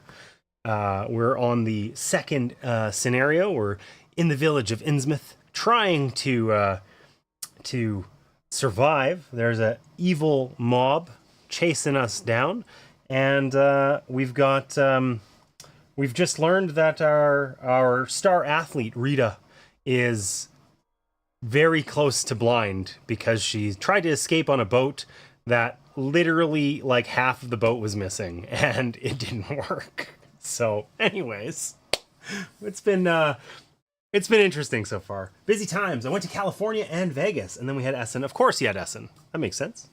Makes sense. But thank you so much for the raid. Those of you who are here enjoying this game with me so far, you should check Luza out. I suspect you already follow them. If you don't, you should, because they have great board game content as well. Real friend here in the board game space, and I appreciate that raid so much. So for those of you who don't know me, who just raided in, I'm James, Opcost Games. We try to help people find games they love here so that they can share them with people they care about. And it's October, so we're doing spooky Sundays, playing some horror games. In this case, Mansions of Madness, 2nd edition. So let me show you where we're at. I'll give you a quick recap here. We are in the port of Innsmouth. We are playing as our friends Agatha Crane, the parapsychologist, and Rita Young, the track star. Okay, Rita is very fast. Agatha does not get easily intimidated. And we are here, or well, we started here in this inn. We got trapped in this town, and we started in this tiny little inn. And Agatha's still here, kind of doing some investigation, while Rita has sprinted away and explored a lot, though we have kind of dabbled in our exploration. We have ignored a number of things. For those of you who haven't played Mansions of Madness before, this is an app-driven game where we've got an app here that shows the board, and essentially any of these icons are things that we can interact with. Okay, there's a guy here, a drunk in the alleyway. We convinced him to lend us his key, and we found another key over here. We pushed this rowboat into the ocean. It immediately sunk, but we found a key in it on the body of an FBI agent. So, yeah. Rita might not be the brightest. Rita is really good at running, and we're not sure if she's much good at anything else, but we like her nonetheless. We like her nonetheless. And by doing some investigation, we mean missing everything but a dead body. Totally. I just created a TGIB song for this one. Nice. All right. Well, let's keep going here. So we've got a mob that is chasing us down here. This is a riot. They're kind of, the local townspeople. We cannot defeat them. They will just kill us if we get in combat with them. So they are slowly chasing us around, and we just finished up our investigator phase where we get to take actions. So now we are going to move off into the mythos phase. I do think there's an ad running. Maybe I'll wait a second before I resolve that mythos phase, because it's pretty important, and it might be quite important for the outcome of our game. So maybe I'll give that a sec here. But yeah, I hope you guys are well. Some of the other spooky games we played Cthulhu Death May Die.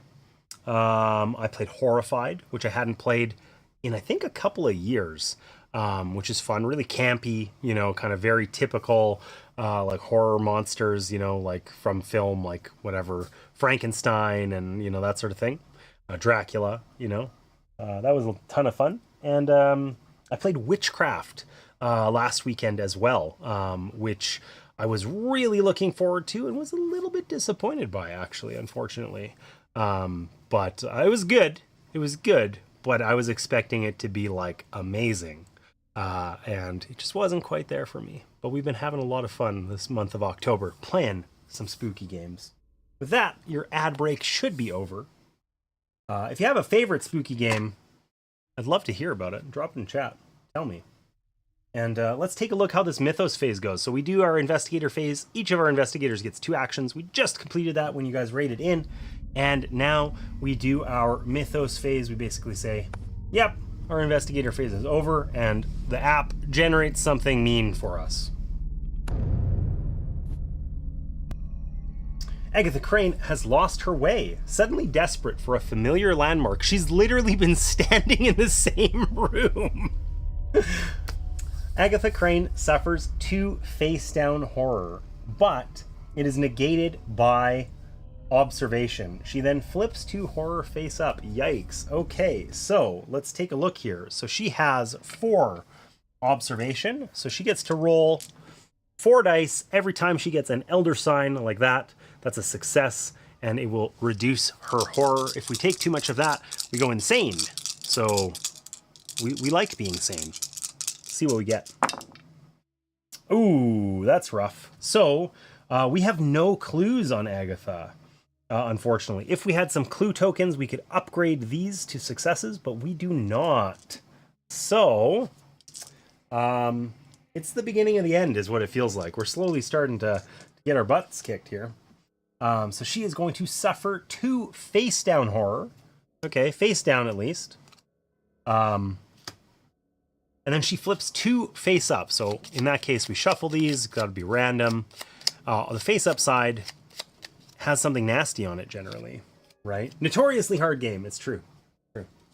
Paranoia. Whenever you end your turn within range of another investigator, flip 1 horror face up. That sucks. We're paranoid.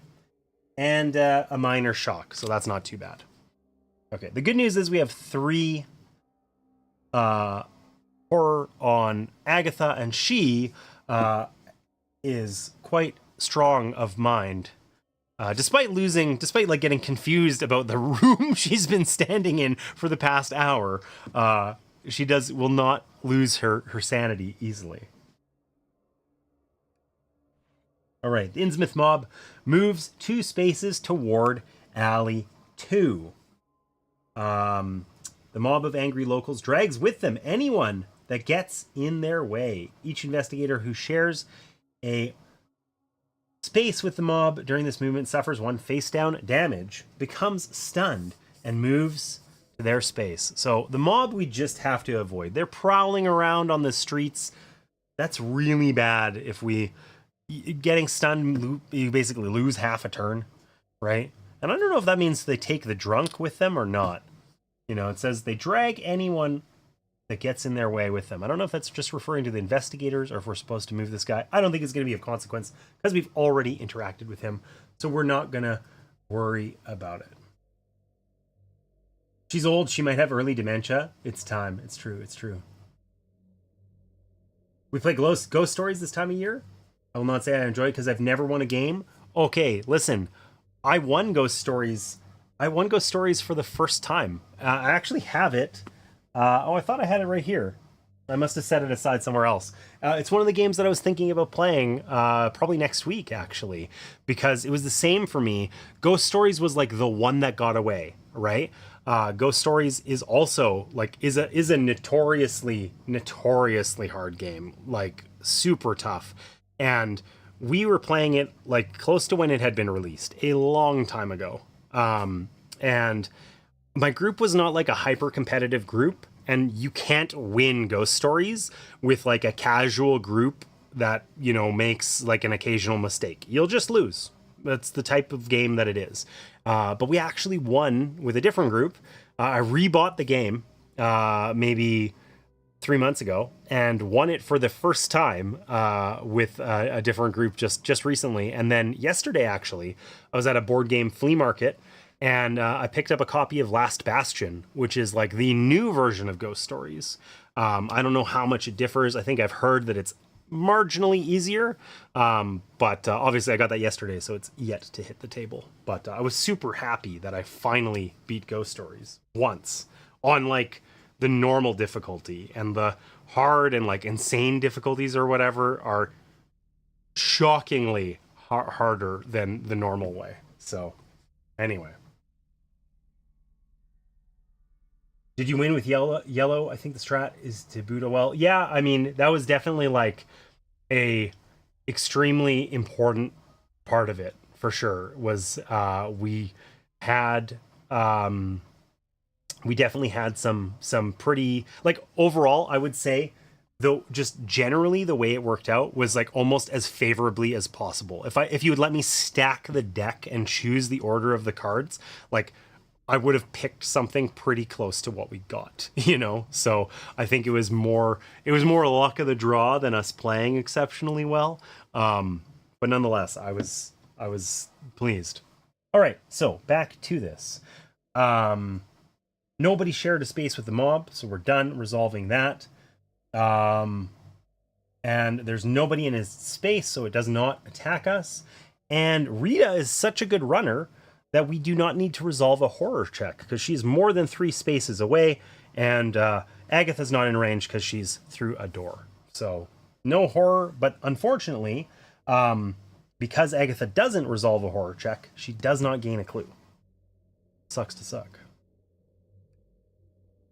All right, we're back to our investigator phase. What are we gonna do? So options include we can try and see if we can open this door now.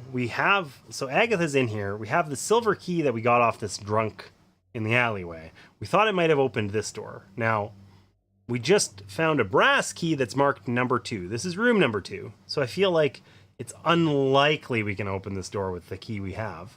We could maybe try and see, or we could just forget that. I mean, I don't even know if it'll let us do it. We can come over this way maybe and explore so that perhaps Rita can come join us again. This mob's chasing us through the streets. We don't want to be anywhere over here, you know? We just want to get the hell away. Or we could send Rita up here. You know, she's got that oil lamp. Maybe she can use it to relight this thing and a boat will come save us or whatever. I don't know. That's an option. Agatha got horror, so she got a clue. No, I think, maybe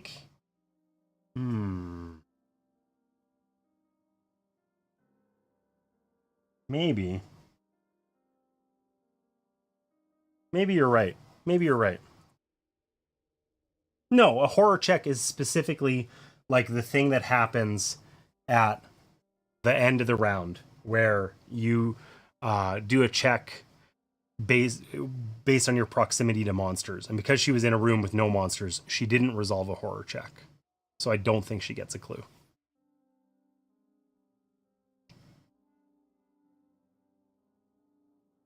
Yeah, I hate that they rebranded it to Last Bastion. It's impossible to find any expansions of the original one. Yeah, I don't love the retheme. I didn't like the original one very much either. It's kind of the thing that I dislike the most about Ghost Stories is how garish it is, honestly. Okay, you know what? We're gonna play Rita. We're gonna keep running. We're gonna run to the end of the dock and see what happens. And it's gonna use all of our movement.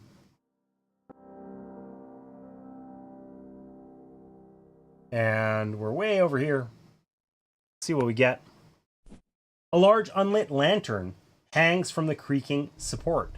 You can light the lantern only if you have a light source. Well, thankfully, Rita has been carrying an oil lamp this whole time.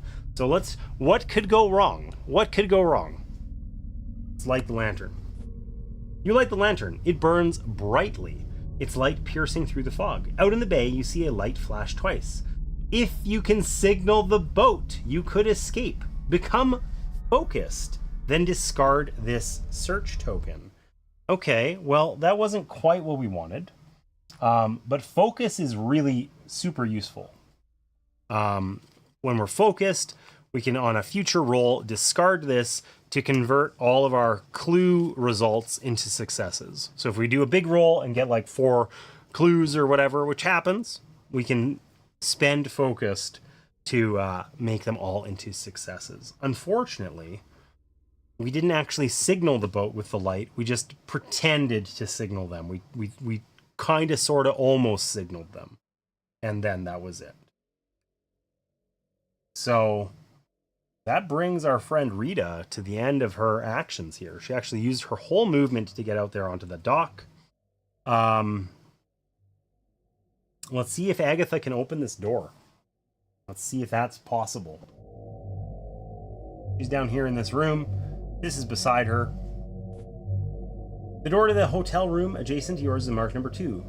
You can explore only if you have the brass key unique item, which we do have, but we do not have it on our friend Agatha, so we cannot do that. So instead, we're going to try and get these guys to join one another. We're going to come this way and hope that we don't just like spawn another riot in the alleyway. I feel like we're on very limited time and we're going to need to like get exploring fast here, or we're just going to die, you know? But we're going to give that a whirl. We're going to move to, and we're going to finally take a look into the hallway with the shared bathroom or whatever it was. The second door to your room leads to the hotel's back hall and the shared bathroom. Behind your hotel room, a cramped hallway leads to the hotel's public bathroom. Place the bathroom tile as indicated. All right. Well, that's sort of less useful than I was hoping, but we'll see. I'm going to place that there.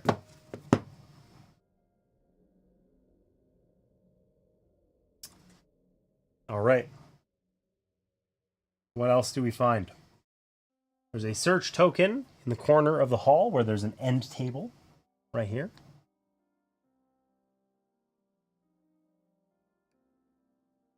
And there's another explore token here on the worn door leading to the shared bathroom. I don't know how it's shared. It seems very... must be this mystery back room that we never opened through there, which maybe we could sprint to, but probably not before the mob gets there. Yikes. Looking bleak. We went with the Hail Mary play to light that torch, and I don't know about it. Opposite the bathroom is a heavy door marked Henderson's. Okay. You may move one space into the explored area. Fabulous. We're going to move in there. And that's our whole turn. We explored a little bit with our friend Agatha. Rita kept running. She lit the lantern at the end of the dock, hoping to signal the boat. It sort of maybe kind of worked, but not well enough to get us out there. So... end of the mythos phase, or investigator phase rather, into the mythos phase. What are we going to get? Rita Young squints against even the weakest light, and the pain in her head throbs in time with her heartbeat. So she has to do a strength check of 1. Okay, so this should be extremely achievable. She has a strength of 5. Even I shouldn't be able to flub this one. Oh, for the... okay, there it is. Whew. Okay, she got 1 success. Yikes. I thought that was it. I thought that was it. If she passes, the headache is just a distraction to work through. Okay. The rioting townsfolk beat the walls of the buildings with boards and bottles. The sound of shattering glass pierces the fog and reverberates through the walls of the hotel. Darkness overtakes the alleyway as the lights are smashed. Place darkness in each space in the alley. Then each investigator suffers 1 face-down horror. Damn. Alright, so darkness. We don't love that. We suffer a face-down horror just because. That means we're surprisingly close to going insane on Rita. 3 out of 5.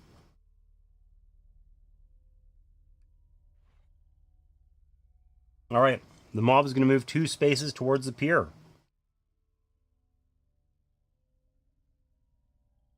The locals' wet, unblinking eyes are ever watchful for intruders.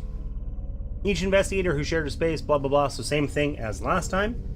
Okay. There's no investigators in range to get attacked. As the mob continues its rampage, one of their number slows to a stop, looking curiously about for signs of your presence. Oh, nice. Another stinky fish man, the Deep One hybrid, comes back.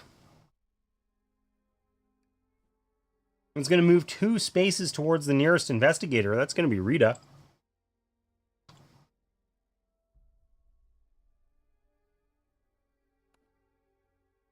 And then it's going to move 2 spaces towards the nearest investigator again. Which means, unfortunately, that Rita is going to have to suffer a horror check here.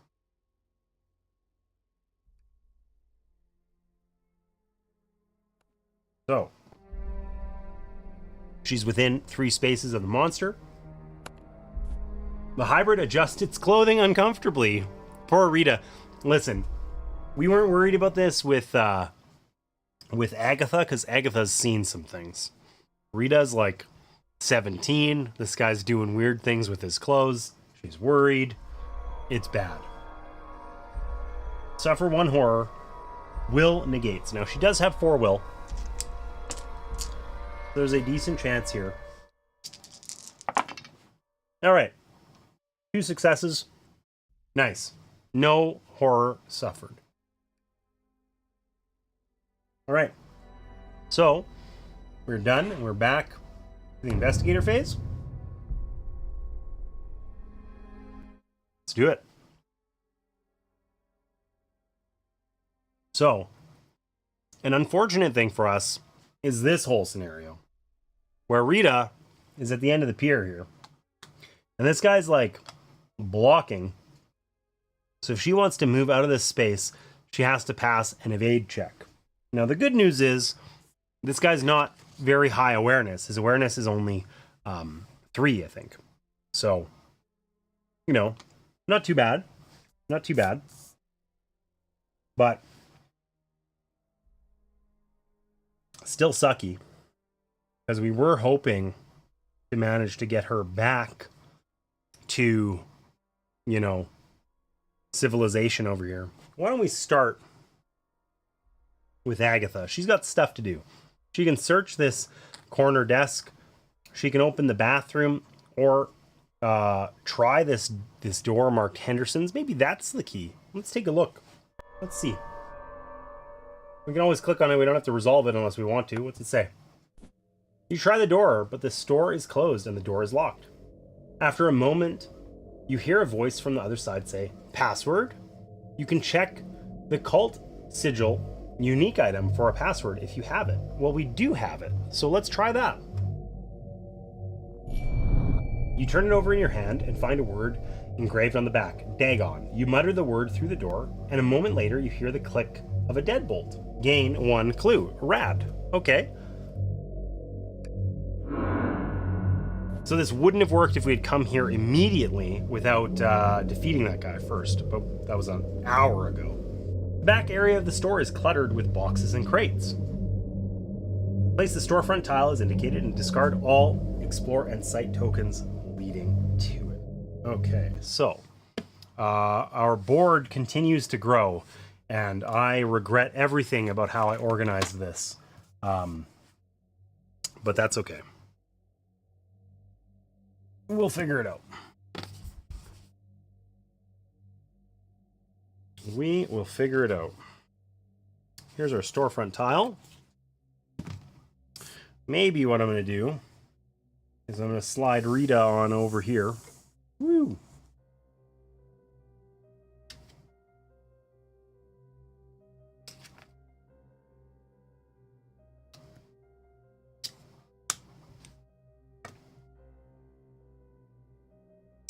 And we'll put our storefront down here where it belongs. Rid of this. This is gone. All right. Figure who opened the door stands nearby and says, "Welcome." Surely he will be friendly, right? He's just a cult member, no big deal. An old radio sits behind the front counter, quietly hissing static. Place an interact token. Okay, so maybe we could tune in to learn what's going on, or maybe it's actually some weird ham radio or something, and we can use it to signal for help. I don't know. Among the oddities, a A box on display on the front counter catches your interest. You notice a fire extinguisher mounted on the wall behind the counter. Okay. Some foreshadowing here of inevitable fires in the future.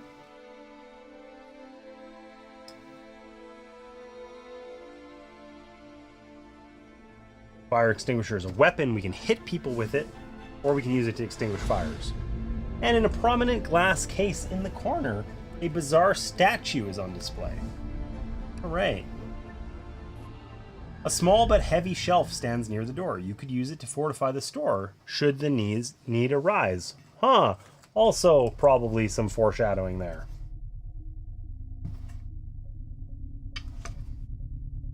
Alright. Well, that store we found an awful lot of stuff in. And outside the store, an alley leads to the street wrapping around the building. There's tons of places to explore. You may move one space into the explored area. Sure, let's go here. Because that means that we can actually, do something here. We can check out the point of interest. We could use this search thing. We could talk to the person, which I feel like is going to immediately result in them recognizing we're not a cult member and trying to kill poor Agatha. But I feel like if we just, grab something, that's not going to help us either. So let's start. We're a nice old lady. Let's start by talking to this person. We used our action before. It's not often that we receive visitors from the Order. How can I help you? The Order, ask about the Marsh family or attack her. Not ominous at all. Yeah. Oh, I put the barricade token in the totally wrong place. Whoops. Good call. Okay, so I don't want to. Surely we can't just say the Order. What's that? Because then we would reveal, our ploy here. So I think we have to ask about the Marsh family. Gotta keep up appearances, act like we belong. The Order in Innsmouth was founded by Obed Marsh. But you would know that if you were a true member. Uh-oh. Shit. Well, we messed up. That's bad. He's gonna attack us, probably. Realizing you are not a member of the Order, the woman draws a long dagger. Discard this person token and spawn a cultist. So the unfortunate thing about that, of course, is that we are out of actions. And we're just gonna have to suffer the consequences of our failed little negotiation there and deal with that cultist later because we moved in there and then we interacted with the person. We're tapped out. So that cultist is going to try and stab us in the back and we're just going to have to suffer. Ask them if they've seen the heroes. The cultists totally call them that. Yeah, exactly. All right. So Rita, she's got to keep on running. So, options include run forward and smack this guy with the 2x4. That's an option. Or we can try and run past him, right? And just keep on going and see if we can make it and evade him. And then we could go and try and just get into the street over here and run away. And I feel like running away is probably the move. We're good at running. We don't want to get hung up. We're not going to kill this guy in one hit, right? And we don't want to get hung up over here and then have this mob catch up to us. That's going to suck. So let's try and see if we can just run by.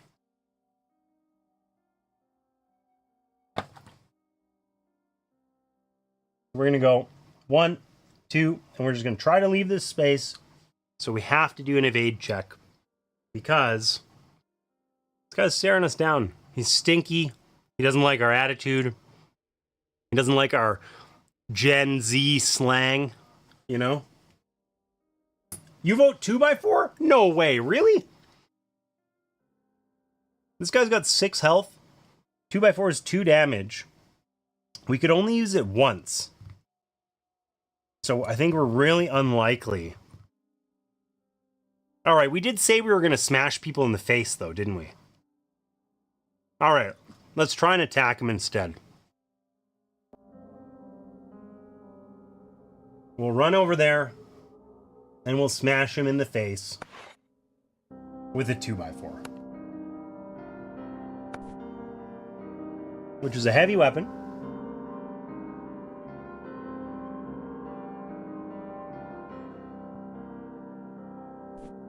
You swing at a powerful downward angle, attempting to crush your foe. All right. We got this. Strength check of 2. We have 5 strength. We are super strong. We got this. Camera's all screwed up because I moved it, but I believe. We barely did it, but we did it. Okay? Now, we get our weapon damage plus our test result here, right? So, we could try and put this guy down. We got 2 successes. I'm going to set those aside. We could get a 3rd success with our clue, and then we could re-roll for a 4th success and see if we can make it happen. Maybe what we'll do is we'll just... Do I re-roll first? Because I'm going to have to do a whole nother fight action if I fail this. Right? You know what? We always could use... We could abuse our focus. It doesn't feel like the Hail Mary play where our focus gives us like 10 positive results. But let's spend a clue to re-roll. And we'll see what we get. Hey, that's a success. So we'll just spend our other clue to upgrade this one, and that's 4 successes. So we get 4 plus the 2 of our 2x4, and we run up and we smash that guy so hard in the face that his face is just gone. It's just not there anymore. Boom. Eliminated. All right. You were right. That was the right call. I was so used to running that I forgot that Rita's pissed off. She's been persecuted, she is angry, and she wants to hit people in the face with a 2x4. And I forgot that. We gotta keep that in mind. He's dead. Boom. Squish him like a bug. Exactly. All right. So we still have 1 more point of movement on Rita. I don't think we want to check out this rental shack. I don't think that that's going to help us. These are rowboats. We don't need like a boat key or something. I think we want to just keep moving. We want to eventually loop around and save our friend Agatha. And we want to get back here with that number 2 brass key and find out what secrets we can from here. So let's see what we reveal over here. An alley next to the building leads to the street. Oh, God.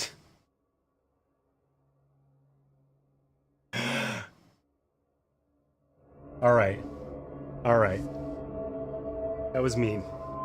Out of curiosity, I guess that would have worked. You would have been able to see me because it shouldn't have had the overlay up, the app. But it might have. I don't know. I totally thought that was going to be the old jump scare one. I was ready for it. So yeah, there's the jump scare redeem where most of the time the lights go out and then it makes horrible sound and strobes the lights at me. It's very sensory. And I made it so that the lights out one exists too. And like every time I think somebody's done the jump scare thing and it just like, heart starts pounding. Well played. Okay, back to it. So, an alley next to the building leads to the street.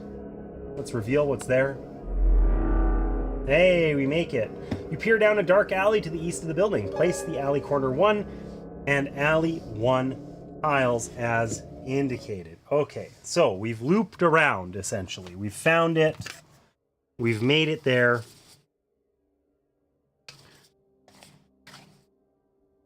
Finding the alley tiles remains a struggle. We got alley corner 1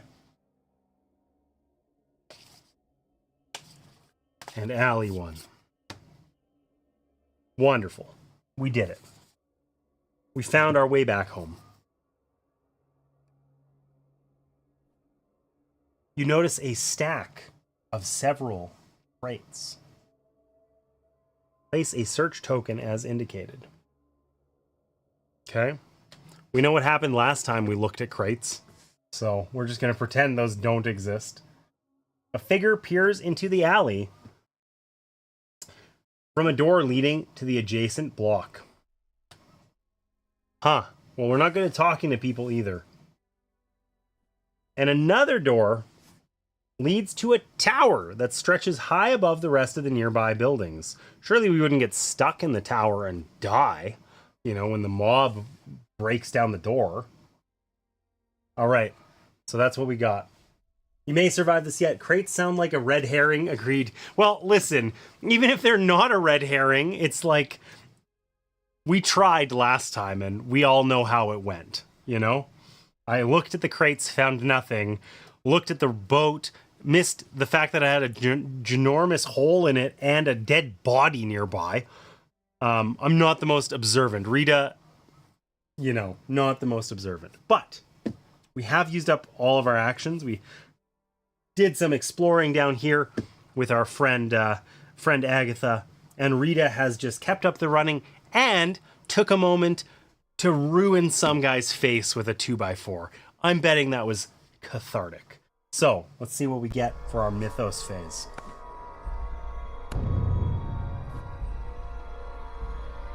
Oh, you're right, it does.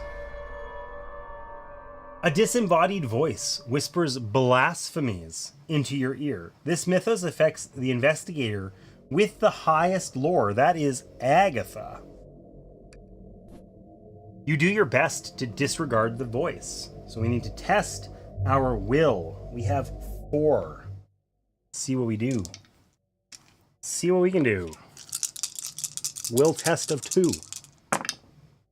That is almost a success. We are going to upgrade that. We're going to spend a clue token to get 2 successes. If you pass, the vile notions imposed on your mind only steal your resolve. All right. We've become even more committed. The Innsmouth mob moves 2 spaces toward the beach. They continue roaming around. Okay. There's no investigators there. The cultist is going to, unfortunately, attack our friend Agatha here. Because he is standing right there. The cultist jabs with a staff, but you catch it. A struggle ensues. Strength check of 2. Okay, last time we nailed this. Last time Agatha totally overperformed. She only has 2 dice. Not this time, though. Only a single success. Okay.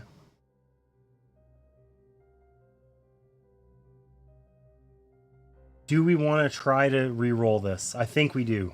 We're going to try a re-roll. Oh, we did it. Agatha comes through again. All right. If you pass, you release the staff at a critical moment and the cultist tumbles backward. The monster suffers 1 damage. Rad. I really didn't want to suffer damage and become dazed and stunned. That's really sucky. So each investigator must resolve a horror check against the monster within range. Okay, so I think we actually have to resolve horror checks here. We're within 3 range of the mob with Rita. So this is gonna suck. You are suddenly caught up in the chanting and shouting. You begin to lose your sense of self among the din and clamor. Ooh, willpower check of 2. We have 4 willpower. We only got 1, and we do not have any remaining clue tokens to reroll or anything, so we fail.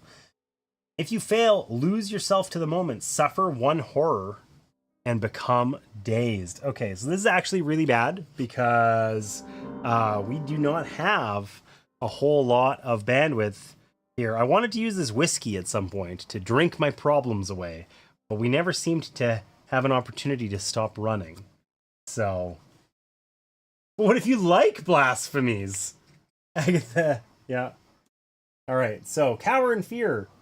Oh my god, become stunned, then discard this card. Okay, so at least we get to discard it, right? That part's good. Okay, everything else is bad because we also became dazed. So when we're dazed, it says, you cannot spend clues to convert dice results to perform additional puzzle steps. Oh, that's not actually, I was thinking of restricted. Restricted means you can't move, which would have been hyper bad. But we're okay, we're okay.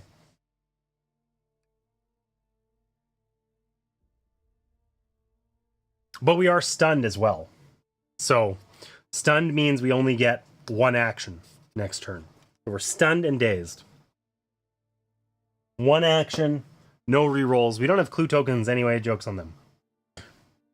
Now, we need to suffer a horror check for the cultist as well, for our friend Agatha. I like Agatha. Good name, too. The cultist pulls an urn from beneath a voluminous cloak and uncovers its mouth. A dozen foot-long centipedes burst from the jar in your direction, tumbling through the air. Okay, agility check of 1. Agatha isn't known for her agility, but she does have 3 dice. We did it. We're okay. If you pass, you manage to evade the horrid swarm. All right. And we did a horror check, so she gains a clue. Now, I just want to take a second as an aside here. Who the hell, okay, cultist or otherwise, you keep an urn of centipedes underneath your robe? That's freaking weird. that's out there. That's bizarre. But anyhow, these things happen, I suppose. All right. So, we only get a single action on Rita, and I think we basically have to spend it to put space between us and the mob because we don't want to keep suffering horror from them. We really can't. We don't have time, same as last time. We don't have time to drink our whiskey. But if we move 3, they're generally moving 2. We'll put a space between us and them, and we'll be out of range, which would be really, like, having Rita the runner on this map, pretty useful, because these guys are kind of walking in this big circle. So she's going to take 3 movement and just hoof it away from them as fast as possible. Get down here into the corner. The mob's way over here, right? Now, Agatha, on the other hand, is hanging out here. She's in the room with the cultist. Cultists are weak, right? So she could probably, she could use the wrench. It only gives her +1, and generally you're going to use strength in most checks like that, and she only has 2. So I don't know if the wrench is the move. I think maybe she's back to shriveling. She's going to try the shrivel. Okay. Urn of Centipedes, very first grade show and tell. Yeah, I don't know if... Not at my kid's school, I hope. Alright, so we're going to attack the cultist. This cultist has 6 health? Since when? That's rough. Okay, well, anyways, we're going to attack them with a spell. We're shriveling. We're shriveling them, hoping for the best.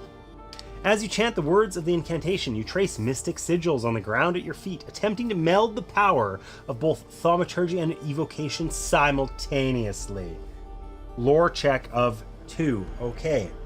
We have extremely high lore. We have 5. Last time we did this, it was a disaster. Let's not have a disaster this time. All right, we got 1 success. If we had focused, this would be the time to use it because we would gain 3 extra ones. We don't, but we do have that clue we got from that horror check. So we can upgrade one of these to a success, okay? And then we got 2 successes, so we pass the test. If you pass, your hybrid magic is shockingly power. The monster suffers damage equal to the spell's damage plus your test result. All right, so that's 5. Which is not 6. It's almost 6, but it's not 6. Now we're going to flip the spell.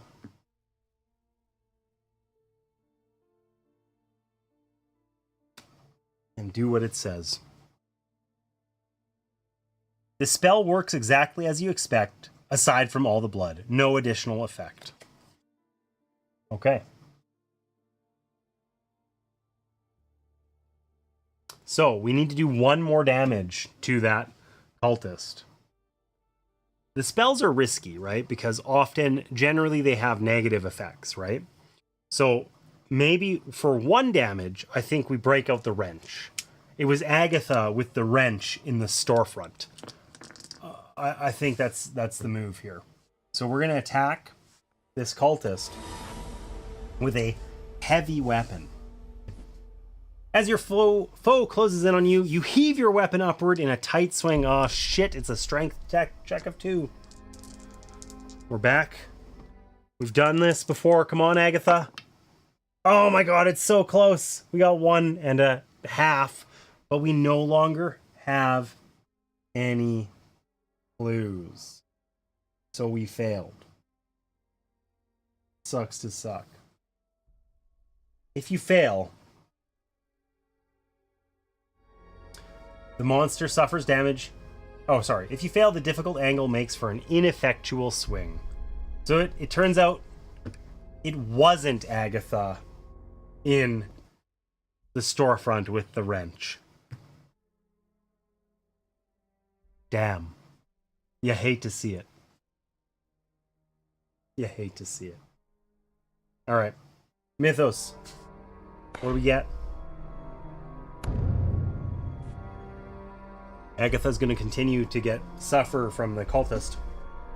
A piping, haunting music echoes from everywhere, but only Rita can hear it. She suffers 2 horror, and then flips 2 horror face up. Ooh, that's rough. Okay, so she negates it with her lore +1. So that's 4. Let's see what we get.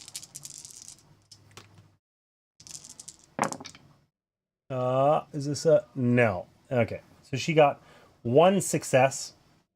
So she'll suffer 1 horror. That's really bad. We gotta find time to drink our whiskey. We gotta find time to drink our whiskey. Okay.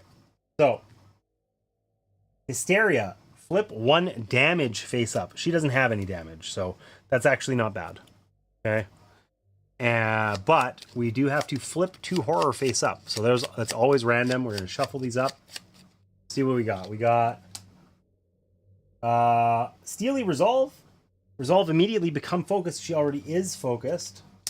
And Hysteria, flip a damage face up, which she doesn't have any. So these both go back face down. She's got 4 face down horror. 5 makes her go insane. Using the whiskey, we can discard it to get rid of 2 of those. So we should probably do that next turn. A few members of the mob begin singing a horrid, croaking melody. And in response, the sea... Oh, God.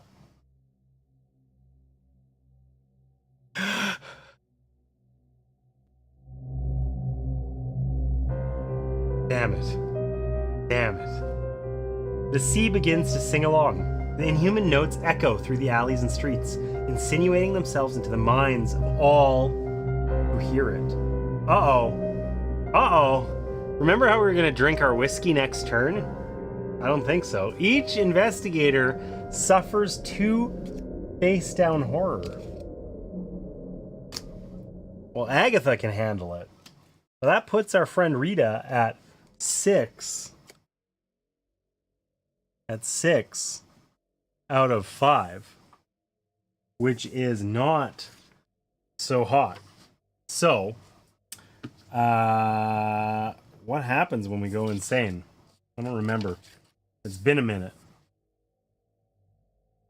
I remember what happens when we get wounded.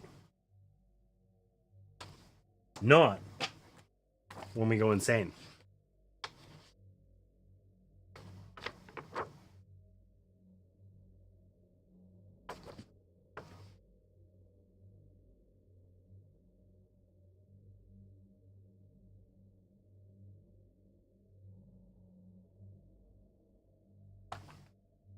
Oh, I wish that I had a... I wish I remembered, but I don't.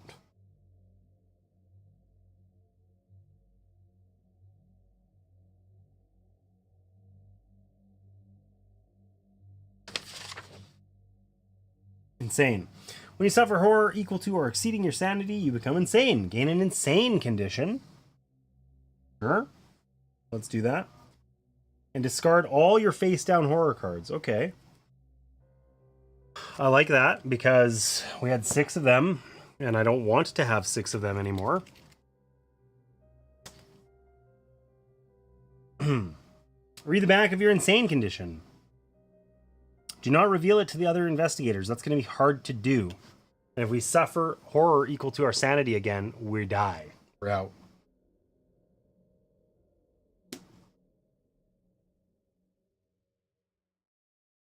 One of the 1,000. You must make a sacrifice to the black goat of the woods.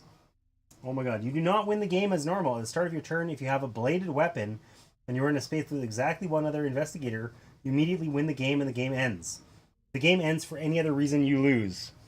Okay.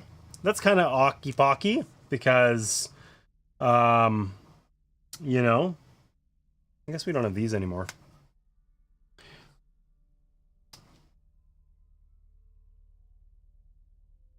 It'd be different if we were playing with multiple people, but we're not. Oh, each insane condition has a required number of investigators. Oh, so we do not use this one. We get a different one. I see. That's going to make a lot more sense. Okay. We're not, in fact, trying to do that. Here we go. For the greater good. We're insane, but in a different way. You have gazed too far into the abyss and fought too long with monsters. There's no room for you in the better world you fight to preserve.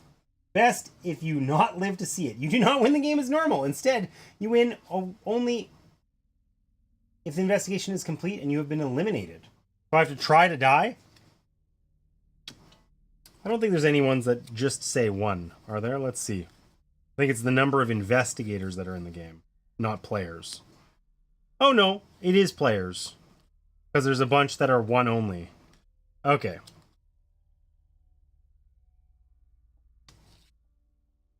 I mean, we have 2 investigators. But it's weird. How can I win and lose simultaneously? Let's just take... We'll just take one of the other ones. I didn't realize it's kind of a bit of a misnomer there. It's players, not investigators. Okay. These ones all only require 1 player.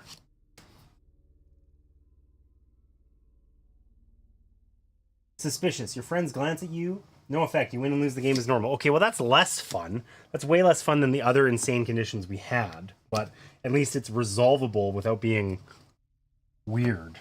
So, all right. So if we ever get 5 horror on Rita, she's dead.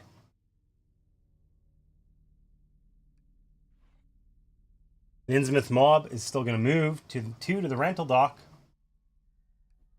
Okay, it's not going to attack anybody. The cultist, however, we did not dispatch it with the wrench, so it is going to attack Agatha. Cultist charges forward, enveloped in a cloud of swirling shadow that burns your flesh. Suffer 1 face down damage and 1 face down horror. Strength negates. Okay.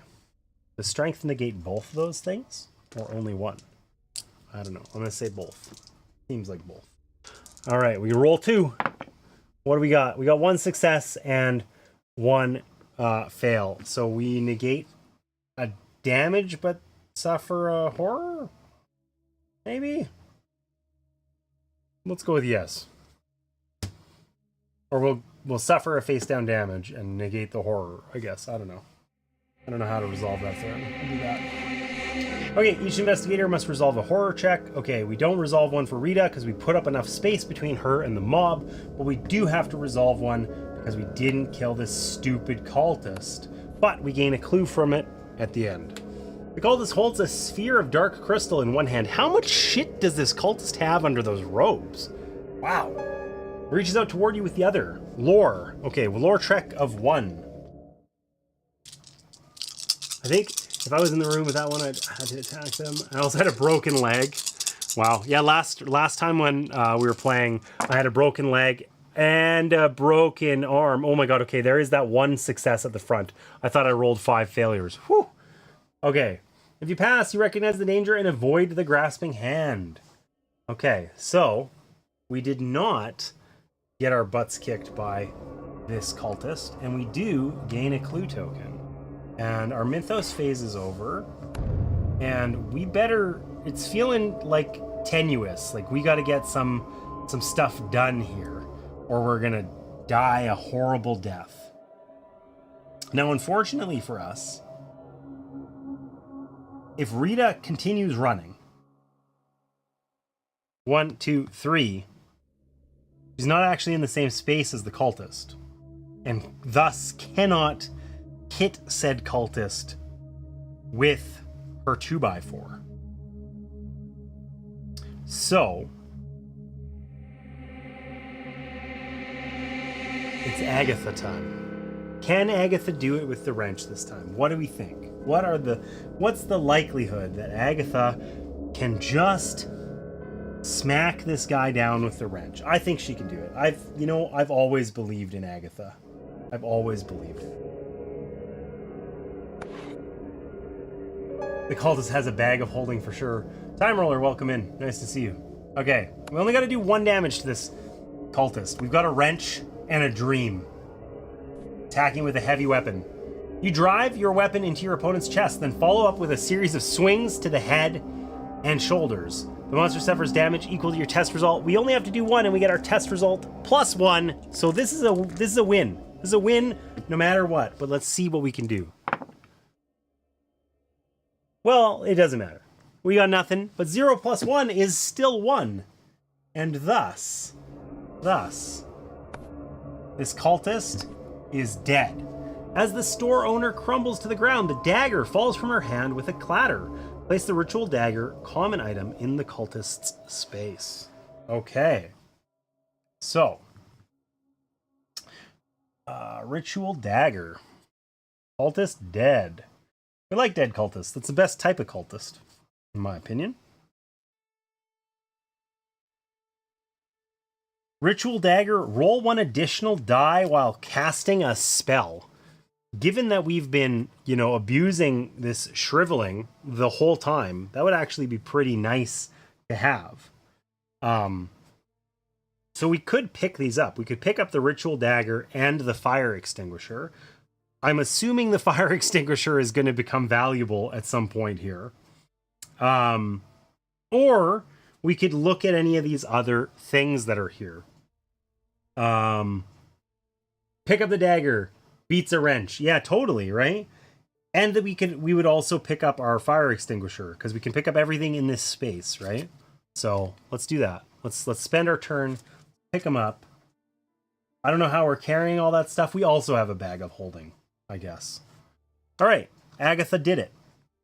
And then that means Rita, I think, can just continue cruising, right? She's down here, just hanging out. But she can just, 1, 2, 3, 4, 5, 6. Because she wants to get over here to this room with her key, her brass key. So she's just going to cruise over there. She's just running. It's her strongest skill. We're going to lean into it. All right. A little anticlimactic for Rita, maybe, but we're gonna go with it. So, we're done. End of the investigator phase. Yeah. I just noticed that creepy handprint there. Creatures fill the air, wispy and floating aimlessly. This mythos event affects each investigator in small bedroom 1. Are you shitting me? I just ran there with Rita, and like I just happened to be. I could have ended over here, and life could have been good, but instead I went that one little bit further into small bedroom 1. Well, that's bullcrap. That's bullcrap. All right. Trying to catch them is tempting, but the capricious wisps evade capture. So we do a will check of 2. We have a willpower of 4. What are we going to get? We got 1 success.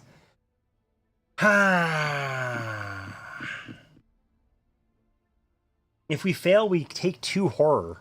You know what? We're just going to use our focus here. It's time. Our focus turns all of our clue tokens to successes. So that means we have 3 successes and we pass. The Innsmouth mob is going to move toward alley 1. Oh no! I picked them up and the rioters came out of the crappy base into my hand. You hate to see it. All right. Ugh. We did it. Okay, nobody suffers anything bad from that. There's no investigators in the space. And nobody has to resolve a horror check because none of us are in range of the mob. So, what are we going to do? We're here, hanging out. We know what we want to do. We want Rita to move too and resolve this with her key and hopefully find some rad evidence. And then Agatha can continue looking in the room over here, I guess. So, we're over here. We do have the brass key.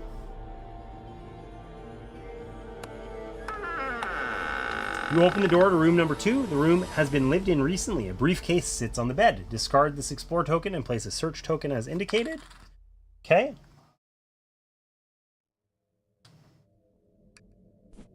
You may move 1 space. All right, we're going to move 1 space in there. Sadly, we can't do anything else. We've searched. We ran. We used our explore action. We're kind of done. So, Agatha. There's the interesting object over here.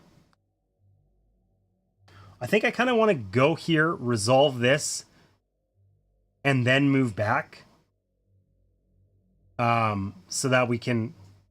So I'm not moving over here when these guys are nearby. So we're going to move, do this. A bizarre statue is on display inside a glass case. Agatha definitely knows how to pick locks. It uses a simple lock. You pull out a pin and attempt to open it. Observation. We have an observation of 4. We've observed some things in our day.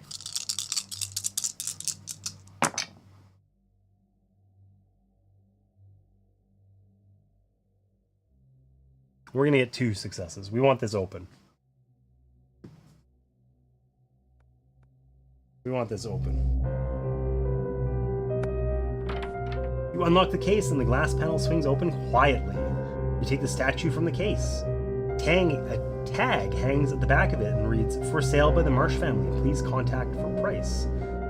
Gain the grotesque stone, unique item, and 1 clue. Alright, so that's a piece of evidence. So, we have several pieces of evidence. Now. So, we can move back, perhaps next turn. So, we have, let's see what we've got here. We've got the sigil. We've got the grotesque stone.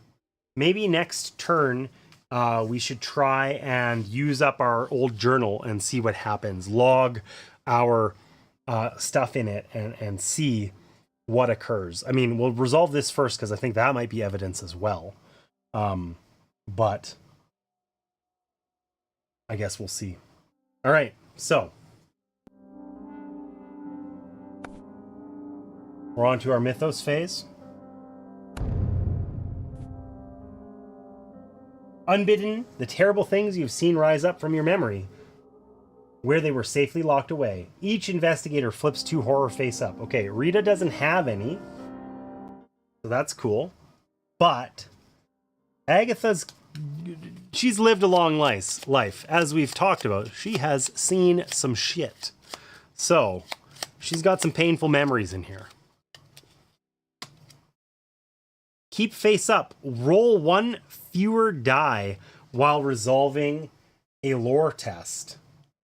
That sucks. You cannot seem to put the letters or numbers in their proper order. You know you had this skill once, but it has deserted you. That seems very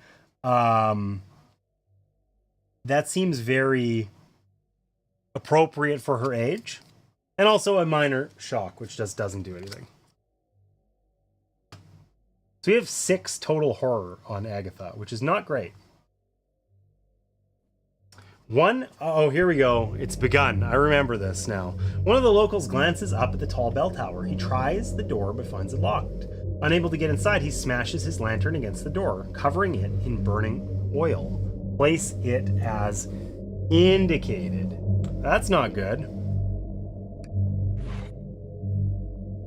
They're going to move 2 toward the alley. And Deep One Hybrid is going to break away, as they have before. Going to move 2 spaces toward the nearest investigator, which means it doesn't get to us because we're inside the door. We could have barricaded it, but didn't. Probably barricading would have been better, honestly. And there's no one to resolve a horror check. So we are on to the investigator phase. Okay, so I feel like we're rapidly running out of time here. Like rapidly.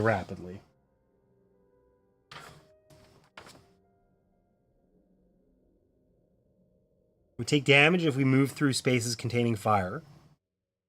But we have the fire extinguisher, right? This deep one is going to come for Agatha, which is bad. Okay, let's start with Rita, right? Let's resolve. We ran all that way to get into this room. You did resolve that? Was that the stone? The stone, the grotesque stone was over here in the corner. And then there's these 2 here that were there as well, right? So yeah, the grotesque stone was in the corner of the storefront. But we broke into this room so that Rita could look at this. A briefcase sits on the bed of the otherwise abandoned room. Weird. You try to open it, but a combination lock keeps it shut. Tap to attempt the puzzle using observation. Okay, so listen. This is Rita's redemption arc. She wasn't observant about the crates. She wasn't observant about the boat, but she's sure as shit gonna do this puzzle. Easy. 1, 2, 3, 4. That's right. It literally is that. Allison, you got it. Surely we start with 1, 2, 3, 4, right? So there's 3 types of puzzles. And this one, I mean, we have to guess the code, right? But I think it tells us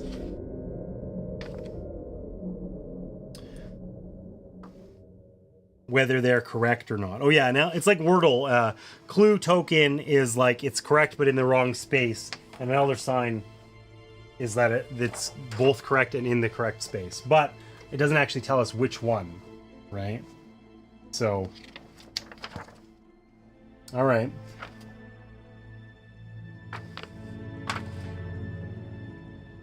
How many guesses? Well, we use our observation skill So our observation skill is 3. So we get 3 guesses. Now, if we were clever and we were Agatha, we have our pocket watch, which gives us an extra guess, and we would have an observation of 4. So we would have had 5, but we don't. So we're doing it. We're doing it. We're starting with 1, 2, 3, 4. Is that actually useful? It's not going to be 1, 2, 3, 4. Surely it's not. Surely it's not. Do we start with something like 1, 1, 1, 1? So we see how many ones are in it or something like that? Probably.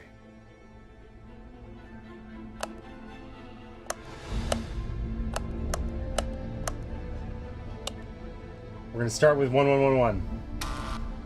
There are no ones in the puzzle. So that's valuable information. Do we want to keep just sequencing through these, or do we want to, like, you know, are we doing that? What do we think here, friends? What's our best way to solve this with certainty? We know how many of which character if we just keep guessing just one type. We can always use this action again, so we will have potentially 6 guesses, right? Let's do it. Okay, so there's 1, 2.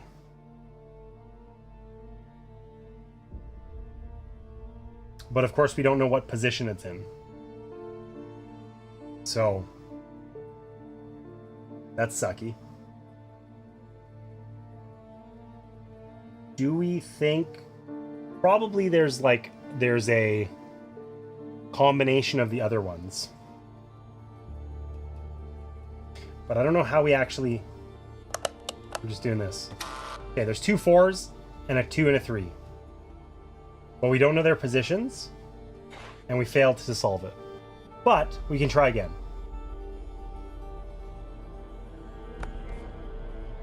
And I think it'll even show us what we had before. So we know that there's a 2 and 2 4s and no 1s. So we know that there has to be a 3, right?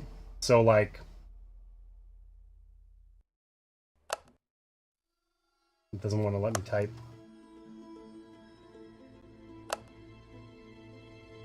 Something like this. Of course, the problem is we're not going to know, you know, do I pick a likely code? Or do I just pick, like, those are the numbers that we know are involved, but it's probably something like, you know, 4324 or something.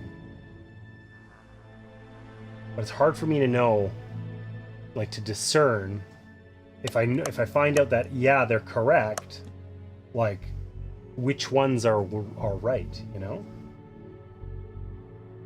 Okay, I'm certain this feels right. Okay, so 2 of these are correct and 2 of them are incorrect.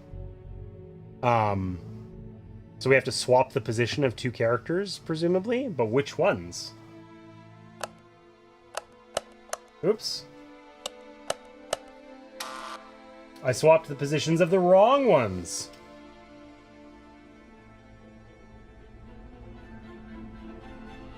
So none of these are correct.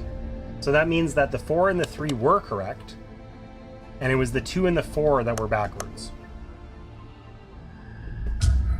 Boom. We did it. It took us all 6 guesses, but we got it. The briefcase pops open. Inside are the case files of a federal agent who is investigating the Marsh family. Oh, could it be the agent we found in the lake? As well as his firearm. Gain the 45 automatic common item, the photographic evidence unique item, and a clue. Okay. So, you remember how there was that one time where Rita went insane? Well, now she's got a gun. She also has photographic evidence.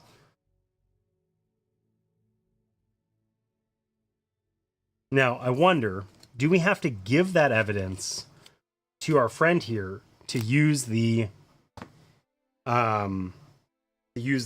journal? I don't know. I'm trying to decide. Like if we want to run away with I don't want to fight this deep one hybrid again, right? We want to run our friend away from where we're at. If we at all can, so that we don't have to suffer any horror, because we'll go insane. We're at 6 out of 9. That could be bad. So do we run away and then try to use the journal and see what happens? Or do we investigate one of these things and then run away? I think we investigate one of these and then we bail and we'll be over here. And we'll put 2 doors between us and that guy, which will be really nice. Oh, I guess this is gone. So, which one do we want to look at is the question. I don't remember what they are.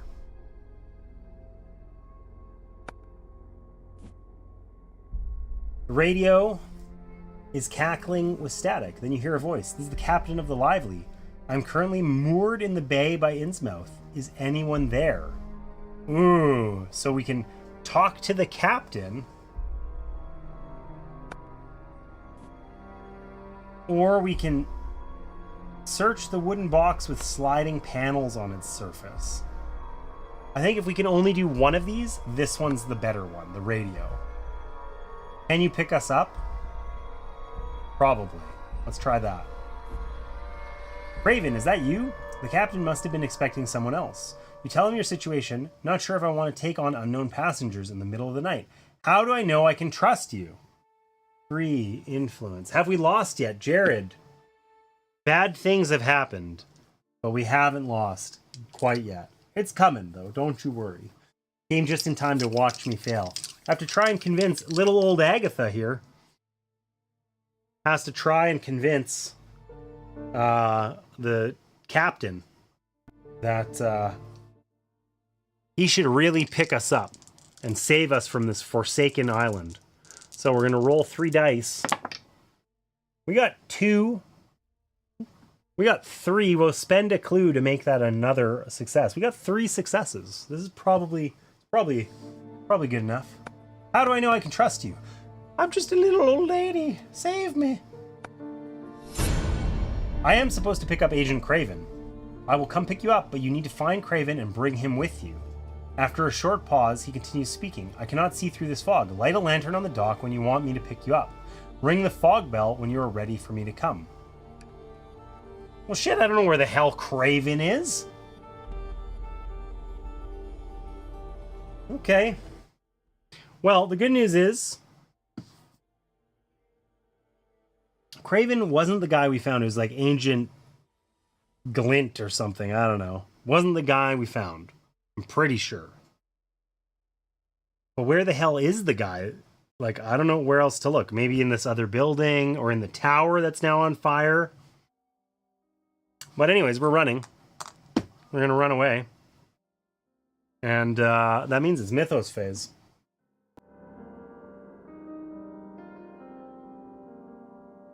How you been, Jared? Hope you're doing well. I have dots. That means I'm doing well.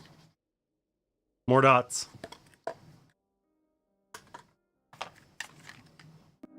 All right. What's going to happen to us? Bad things. The fire spreads out of control. Place fire in a space adjacent to a space containing fire. Okay. Well, we don't want the fire to consume the docks, so we're going to go that way. A spell leaps unbidden into your mind. This Mythos event affects the investigator with the lowest will. That is a tie. So we're going to have it affect Rita. You attempt to decipher the spell. I probably should have... Oh my god. This is really bad. I picked Rita because I didn't want Agatha to go insane, but probably Rita's dead now. Okay. So we only have 3 lore. We only need 1 success. Oh, we got it. We got 3 successes. Shit, we wasted our good roll. Okay. If you pass, you realize casting it would be a terrible idea. Good news. The Innsmouth mob is going to move toward the front street. Nobody's there. The deep one is going to move towards the nearest investigator. There's nobody there. And we have to resolve a horror check, but none of us are with the baddies. So we're back to the investigator phase. All right. So, how the hell are we going to win here? I have no idea. Is that guy dead in the bathtub? He's probably in this building, right? This is the one that has the lock that we couldn't open. So, probably we want to run there, right? We probably want to run there. Now, unfortunately for us, it's Agatha who has the silver key. But we got to get away from this dude anyway. So we could just go move and spend a second action to move. Okay? Then we could spend a move action here. 1, 2, 3. And we could spend... We could spend a second action to get the key. We can't do it next turn no matter what. We're 1, 2, 3, 4 spaces away. So that's 2 moves, like that's 3 actions for Agatha or 3 actions for Rita. It doesn't actually matter. 1, 2, 3, 1, and then do it. So maybe let's explore this while we're here instead of doing the trade, since the trade doesn't super help us.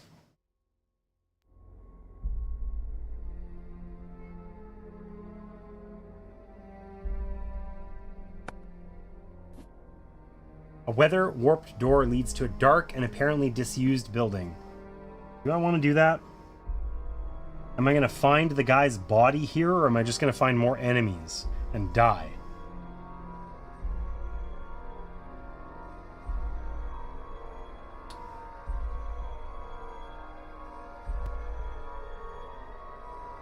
You know what? Here's what we're going to do. We're going to be clever. We're not going to do that. We are going to trade the key because we can take the key, silver key. We can give her the photographic evidence, and we can give her the whiskey so she can drink her problems away. That's what Agatha needs. The trade action was worth it. All right, easy turn. All we did was run and trade some items. Back to Mythos phase.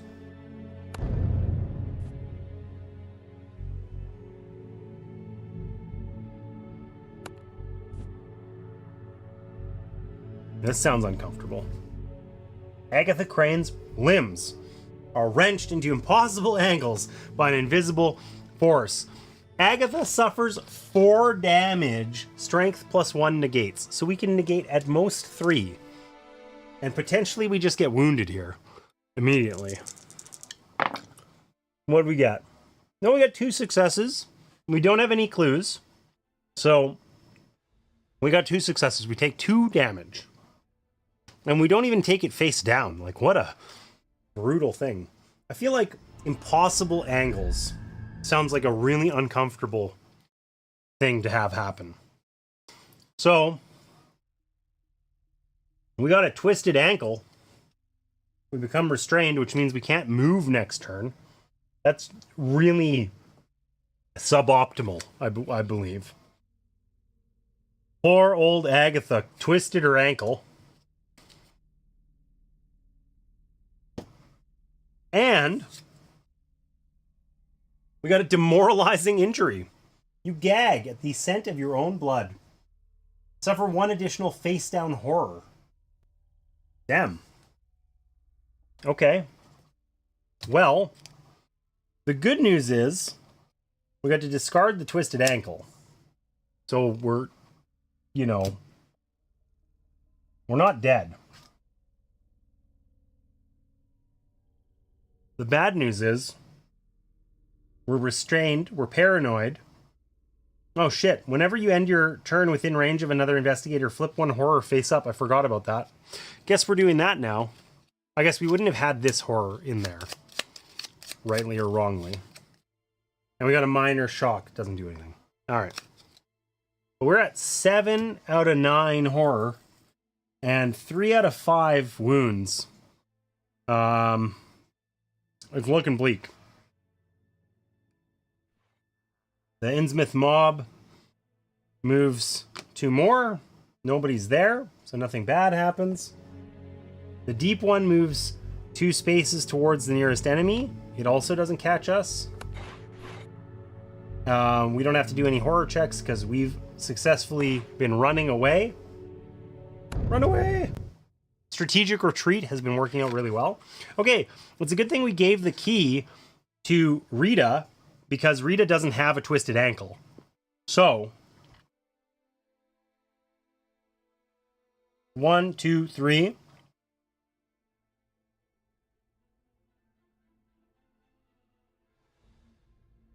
We could move to here, but we can't resolve this and we kind of waste our move action. Or we could just resolve this thing here on the beach. We could look in the snack shack and perhaps find something with Rita's notoriously excellent observation skills. Team Dots, it's true. Whoa, whoa, whoa. Jared. Dots are a gift. They are delicious. Your dot bashing might fly in Jamie's stream, but like, come on. You could at least pretend while you're here. All right. Team Dots, I like it. I realize you have horrible snacks down there. I have a plethora of better options. I don't know. All right. So, do we look in the snack shack? Or do we move toward the beach so that we can open that thing? Let's look in the snack shack, because who knows? It might be that they stuffed the FBI agent's body in there or something. Who knows?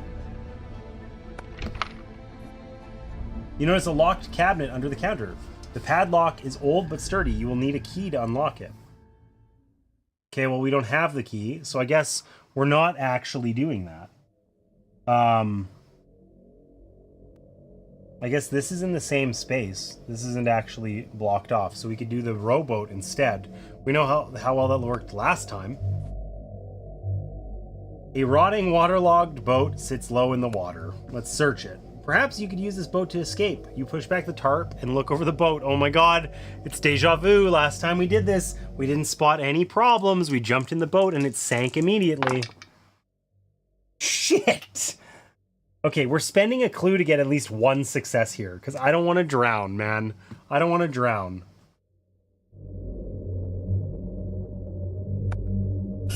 The boat is not seaworthy in the slightest.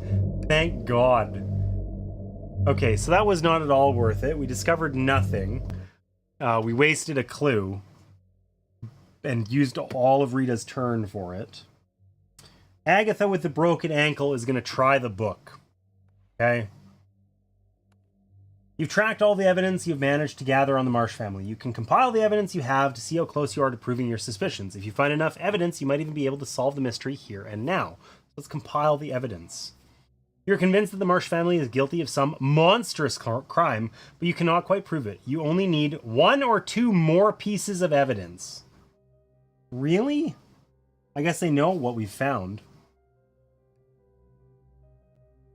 Was that my action? Did that take an action to do? I don't think so. It doesn't show the action icon.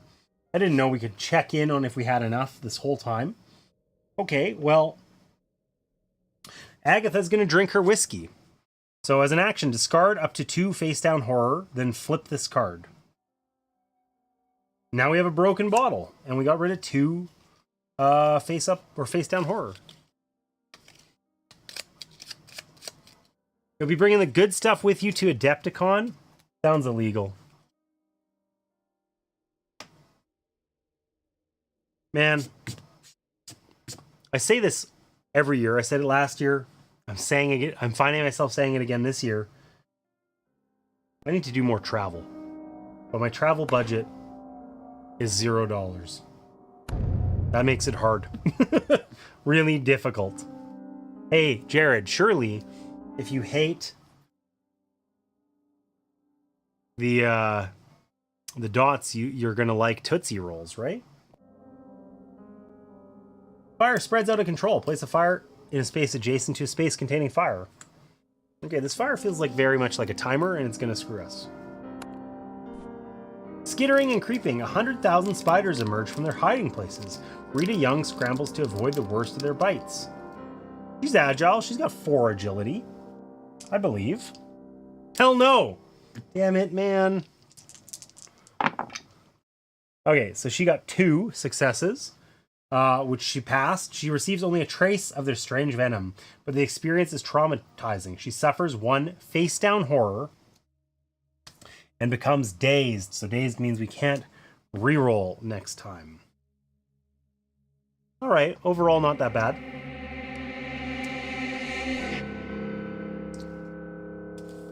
Having circled the building, the mob smashes the windows of the hotel and throws a torch inside in an attempt to smoke you out.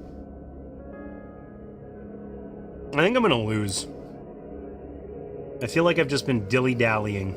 I haven't figured out enough stuff.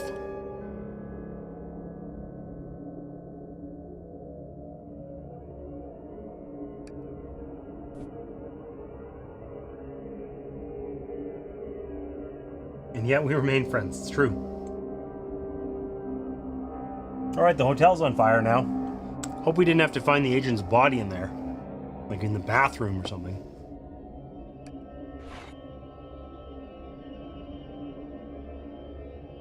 The mob is going to move again.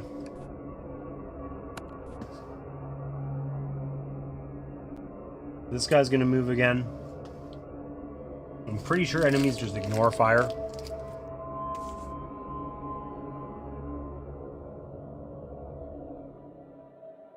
Oh no. Whenever a monster starts its activation in a space containing fire or moves into a space, it suffers a damage. Okay, so this guy, Deep One, is going to suffer damage. Soften him up a bit. It's good.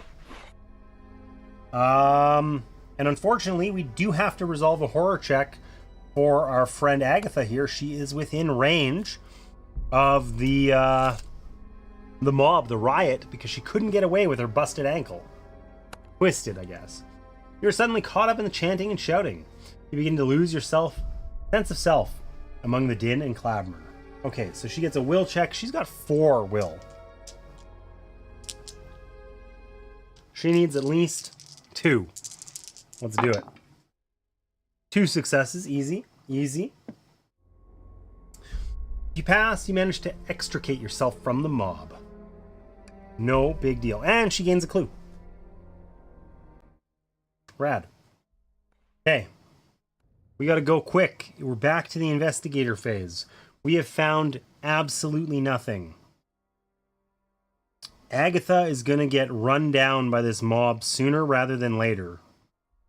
Unless she spends both of her her actions to move away, she will suffer horror again. She's in the darkness, so she can't use it for rerolling. We're gonna go to the beach with what's her face here? Rita. You're a good candy couple. You won't eat each other's favorites. Well, isn't that just adorable? Okay, I'm pretty sure this was the locked door. This door leads into a small room behind the hotel. The room is without windows or lights, and you strain your eyes to see inside. You can explore only if you have a light source, which we do, because Rita has the oil lamp. I thought it said it was locked.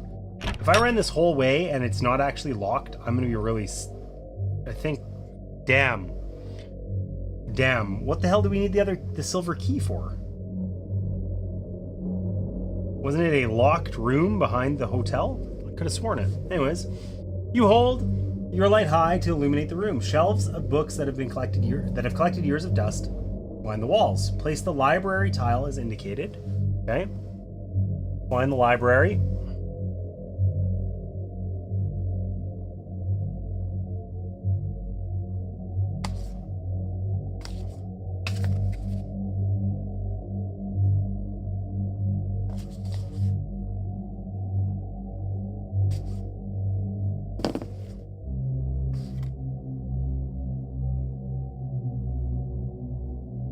go.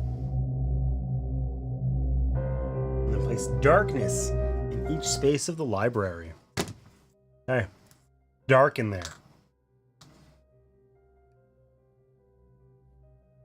Your eyes scan across across shelf after shelf of books. Many of them appear to be about the history of Innsmouth and the surrounding area. Perhaps you could uncover information on the Marsh family.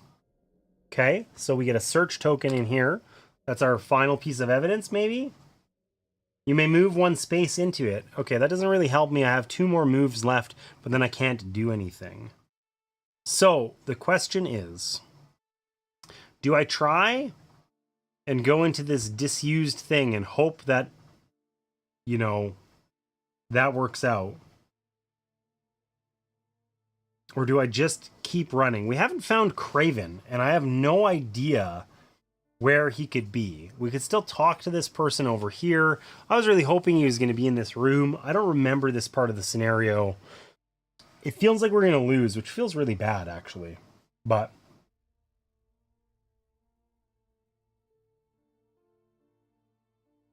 what's this thing? Oh, this is gone. There's a door there. I could have sworn that one needed the key, and now I feel really dumb. Maybe it's the tower that needs the key? Shit, well, I think we just run. We just run. Exploring this disused thing feels like a trap where I'm just going to get cornered by this Deep One hybrid, and then there's going to be fire behind me, and it's going to be a total disaster. So, we're just going to run. Strategic retreat continues.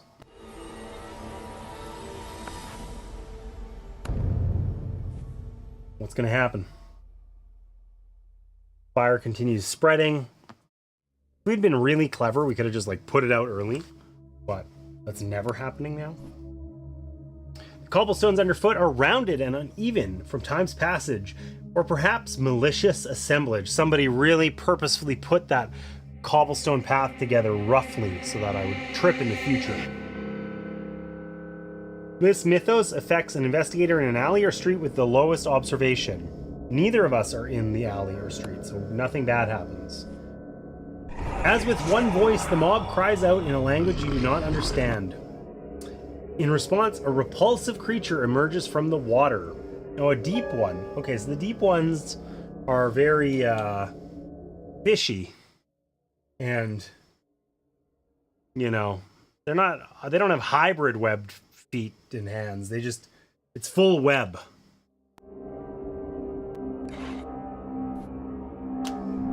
Someone in the mob seems to realize your plans to use a boat to escape. The crowd begins leading to the docks to stop you once and for all. One of the locals breaks away from the mass to circle the building in the opposite direction. Spawn the Child of Dagon as indicated.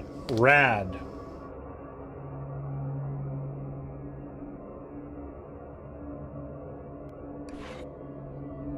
All right. They continue through the alley.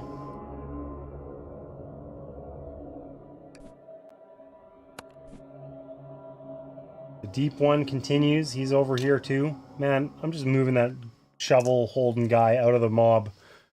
He sucks.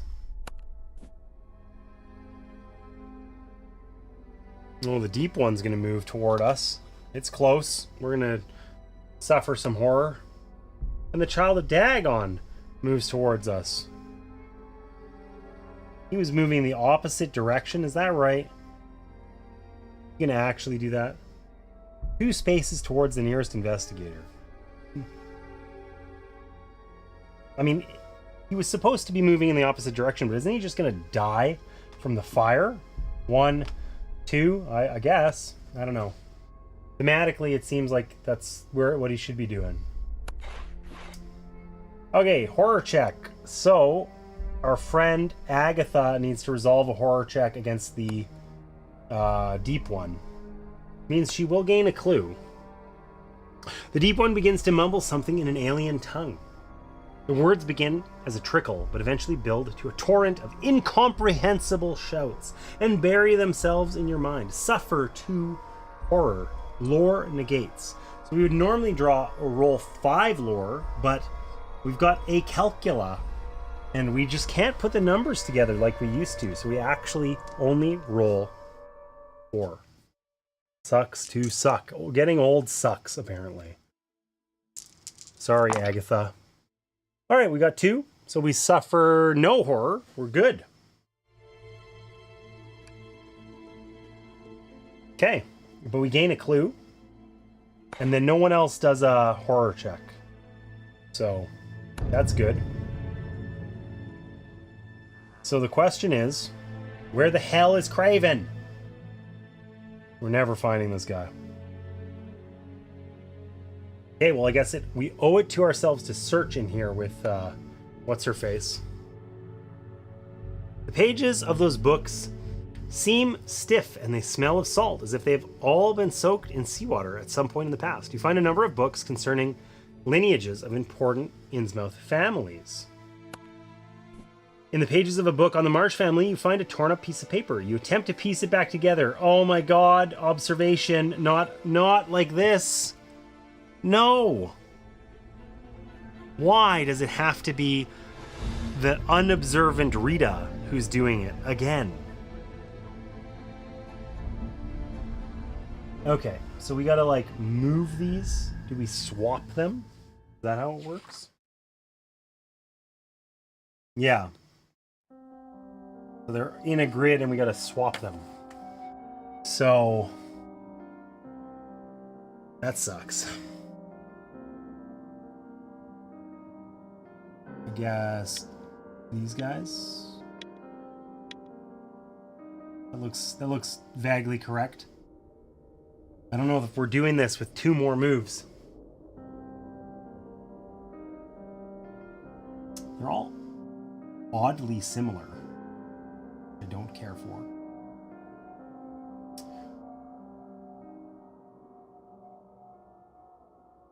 So, what is going to be...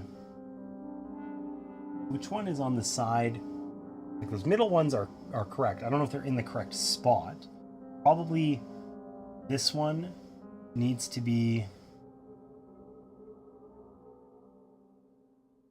in the top corner. You guys can't see where I'm pointing. The bottom middle right one needs to be in the top corner, I think. Maybe? Probably?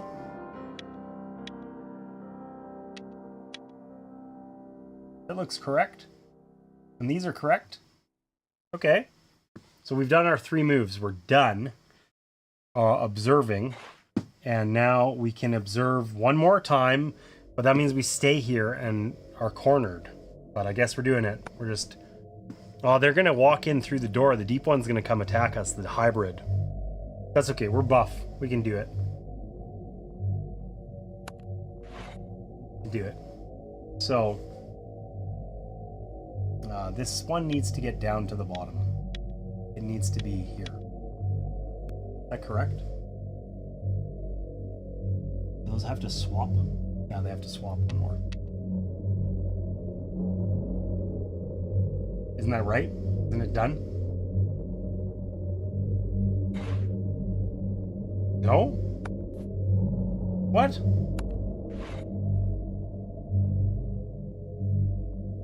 We haven't reassembled it? There's something wrong here?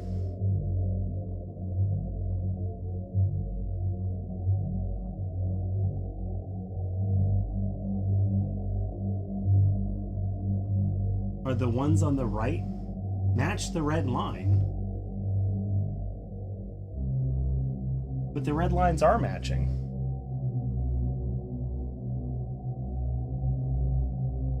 Oh, you know what? This paper is weird on this coffee cup thing. That looks weird.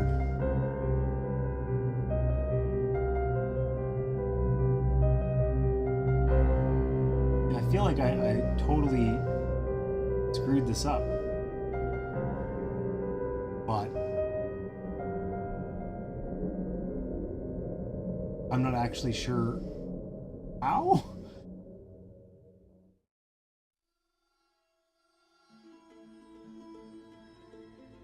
The one on the bottom seems out of place, but the resolution is... So yeah, like it seems a little out of place, but I don't know what else, which one would fit better. Like, because it seems like the one in the top right looks like the one like that it just barely matches like a paper in the top left. Anyways, that sucks because I'm out of observation. Like I'm out of moves to do.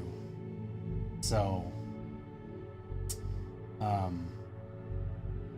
yeah, it also looks like the thing at the bottom left looks iffy too, where it's like there should be a piece of paper at the top of it or something. Like I feel like I've just like the thing in the top left with the coffee cup, there's paper at the bottom right corner of the top left square that just disappears into the ether, but I don't think any of them would match it. So like I don't think that's wrong, right? It's weird. But I've flubbed this. Like, I used up all of my guesses. So, it's all over.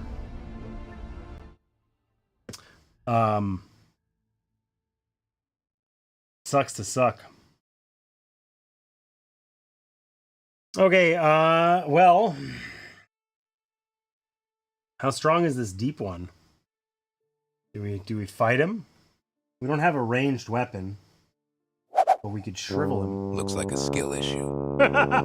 Looks like a skill issue. Yep, I agree wholeheartedly. I would say that puzzle's purposefully janky in a way that's not very satisfying, but skill issue for sure. Okay, the deep one has 8 health. That's sucky. I don't care for that. Because I ain't doing 8 damage. And these other guys are going to catch up to me. So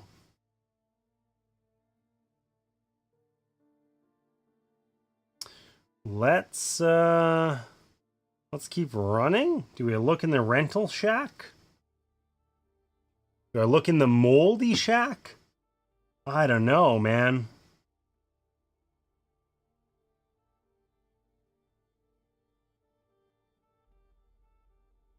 I think I'm dead. I think I'm doomed. This feels really bad.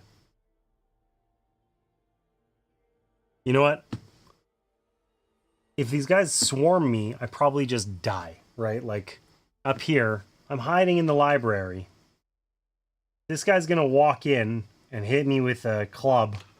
This guy's gonna walk over and make me freak out. So it's kind of do or die. I guess I could just stand and fight with shriveling and hope that it works. It feels so unlikely. I guess then the problem is that this is just going to all be consumed by flame and I'm just going to die. Okay, forget it. I'm walking. I'm checking out the moldy shack. I should have done it before. I didn't. I regret it. Let's check out the old moldy shack.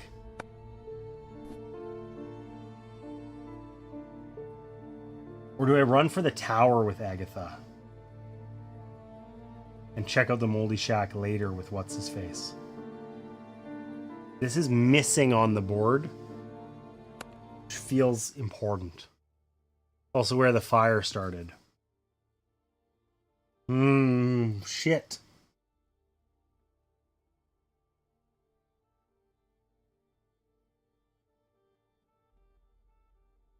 I'm running there. I'm going to take a damage. I'm going to suffer a damage. Is it face down? I think it's face down. From the fire.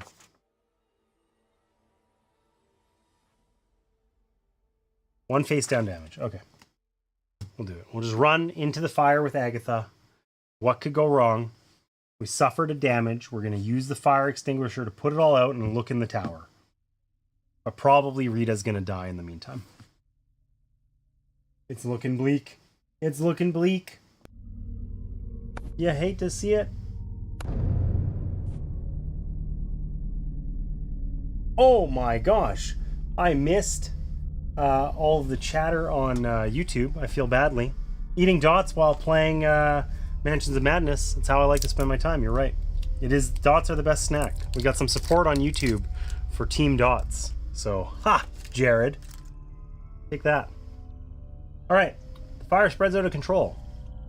We're going to put that fire adjacent to to where I am with Agatha, because she's going to extinguish it soon.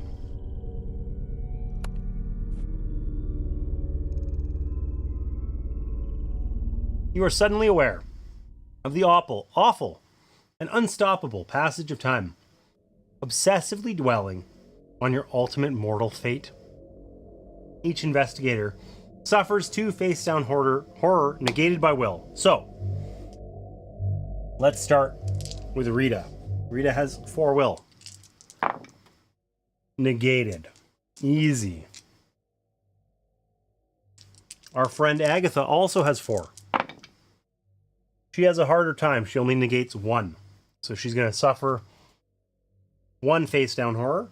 That puts her up at 6 again. She's starting to look pretty crazy.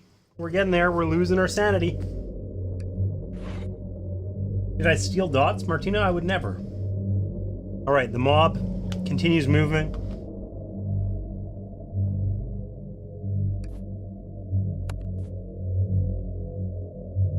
The Deep One hybrid is going to come in here and attack our friend Rita.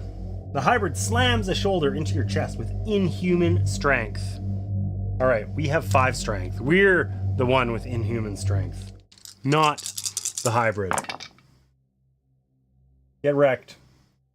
We had 3 successes there. If you pass, you stagger backward but are unharmed. Ah. The Deep One is going to move in. Also, that's bad. We don't like the Deep One because it looks creepy. It doesn't quite get to our space, though. Oh yeah, the Child of Dagon. Forgot about that guy. He's going to take 2 damage. But he's in range for a horror check. That sucks. Okay, so we have to do a horror check against the one with the highest, like, awareness.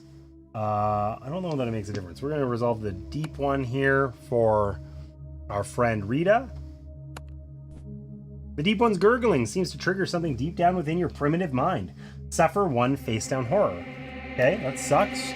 We're almost eliminated. 3 more and we're dead. A rush of primal fear washes over you. Mind a will check of 2. We got 4. Let's see what we can do. We got 1. We have no clues, so we cannot re-roll. We have failed. If you fail, old and painful terrors bubble to the surface. Flip 2 horror face up. Well, we only have 2, so that's really bad. Minor shock, no big deal. Flip 1 horror face up and then discard this card. Okay, so we actually have a net loss of horror. Because the only card we have to flip face up is our minor shock. Doesn't do anything. Okay, rad. We faced our fears. We're feeling better. We need to do... Oh, that was our horror check on Rita. We have to do one with the Child of Dagon on our friend Agatha. Chants in a strange language, and suddenly seawater is rushing past your feet with a powerful riptide. Uh-oh. All right, Agatha, you've never let me down. You only have 2 strength, but you always clutch. Okay, you failed horribly. We got 0.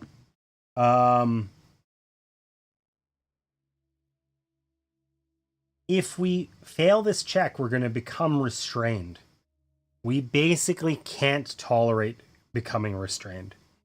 So, we're going to use one of these to reroll.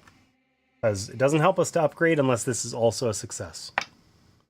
Ah, shit. If we had 2 clues, we could do it. But we don't have 2 clues.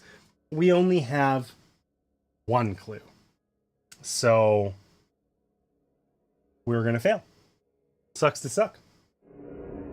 If you fail, you fall and are dragged along the ground by a phantom surf. You suffer 1 damage. Oh, shit. That means we're wounded, too. Okay. Suffer 1 damage, I guess it's face up. Lasting injury. Keep face up. No effect. Keep this card face up. Okay. We're now wounded. So we get to discard all of our face down cards. We take a wounded card. Which says you cannot perform the move action more than once each round. And if we suffer damage equal to our health, we're dead. We're at 1 out of 5. That's bad. And we're also restrained, which means that we can't move next turn even if we wanted to. I already have a restrained card there, which is from some other time, which I definitely forgot about, but that's okay. Happens. All right.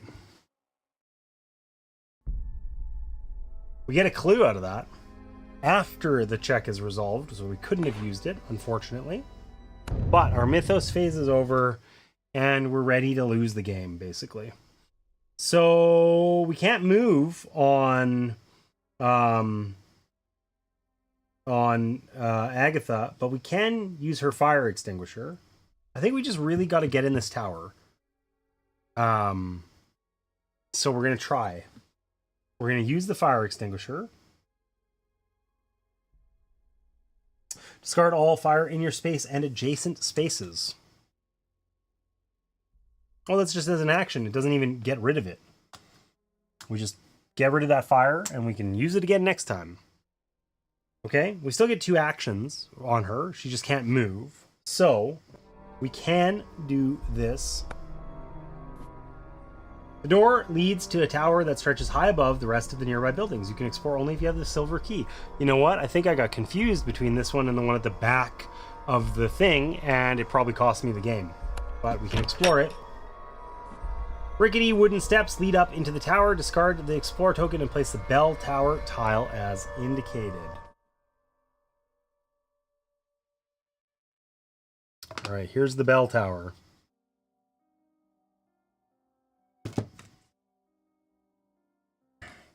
On the shelf beside the stairs, you spot something interesting sitting in a pile of old objects.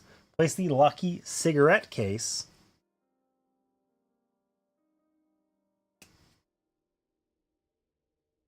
okay. Top of the tower, an old fog bell hangs from a sturdy beam. Well, we can ring the bell. Oh, isn't that what we're supposed to do to bring the guy over? I forgot what he had said to me, too. You may move 1 space, except I can't move voluntarily because I am restrained. So I'm done. My turn's over. I'm no longer restrained. I can move next time. We still didn't find what's his face.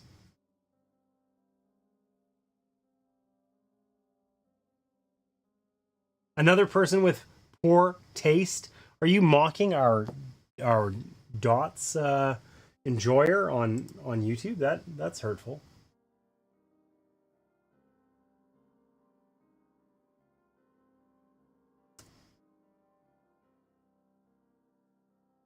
All right.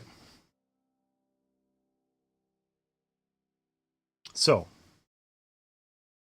Agatha's gonna die, and so is Rita. But the time has come to fight back, I suppose. So Rita's gonna start blasting. Let's try and kill the Deep One hybrid first. We're gonna attack him with a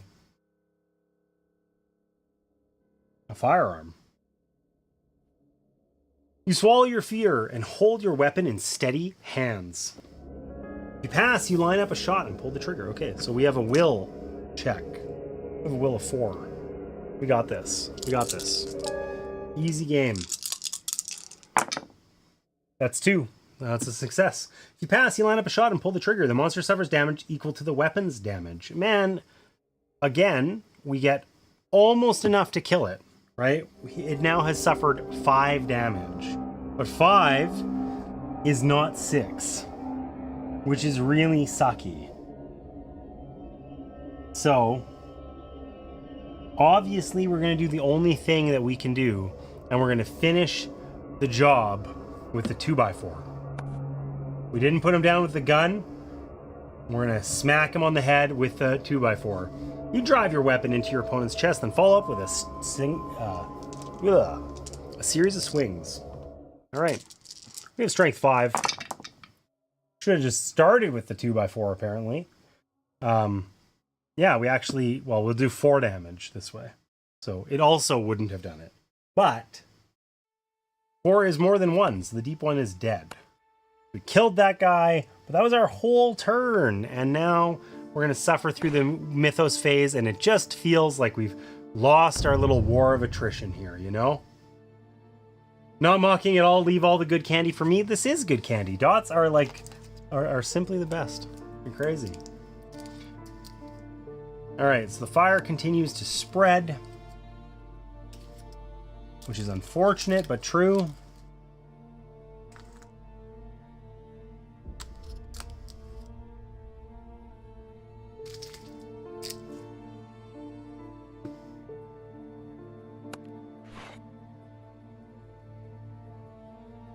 I feel like I've been resolving the fire wrong.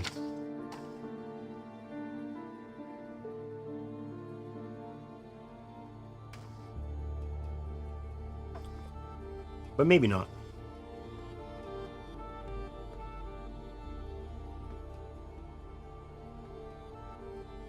Oh no. Place one fire token in a space adjacent to space that contains fire.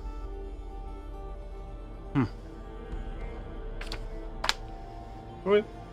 Anyway. Mob continues to move.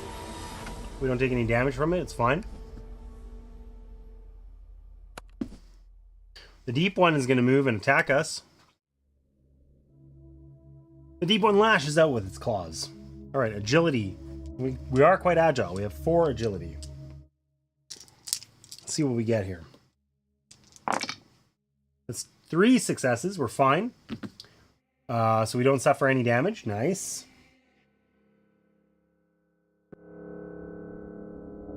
Child of Dagon. Gonna run up to poor Agatha. Agatha's looking dead. Reaches into an interior pocket and removes something that wriggles and stinks. Weird. Then your foe hurls the thing at you. Agility of 3. Okay, well we have 3. We just gotta get the clutch play here. Oh, we have a clue. Okay, so we can do it. 3. We'll discard a clue. We got 3 successes. Pass, you skip nimbly aside. Take that, child of Dagon. You suck.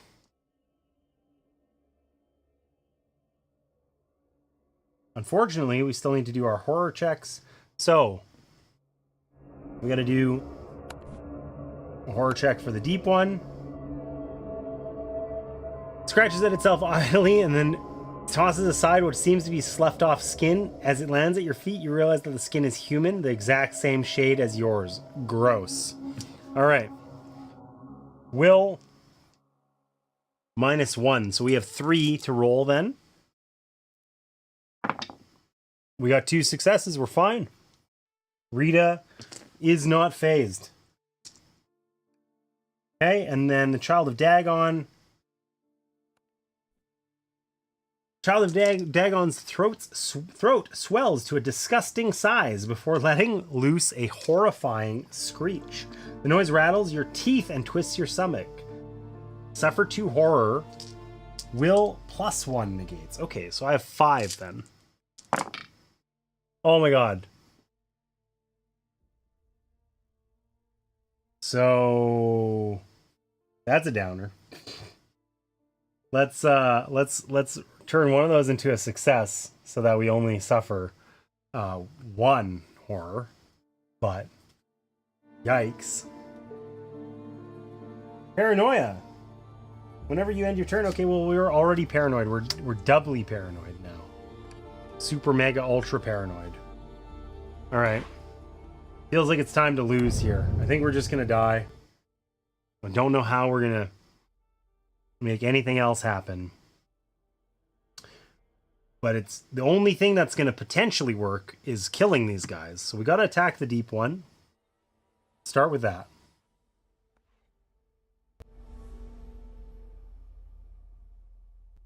The deep one has 8 health.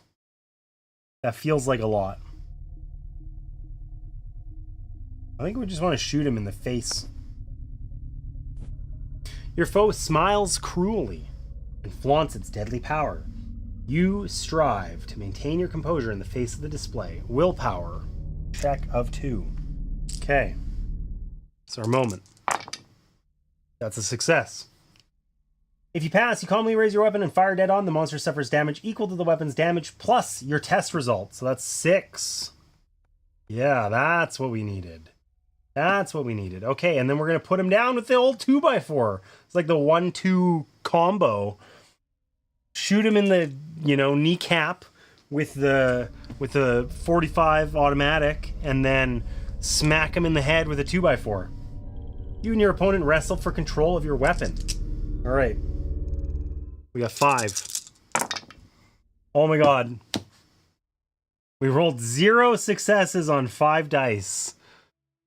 Our 2x4 play did not work. If you fail, it is all you can do to maintain your grip. But we don't do any damage. We just suck.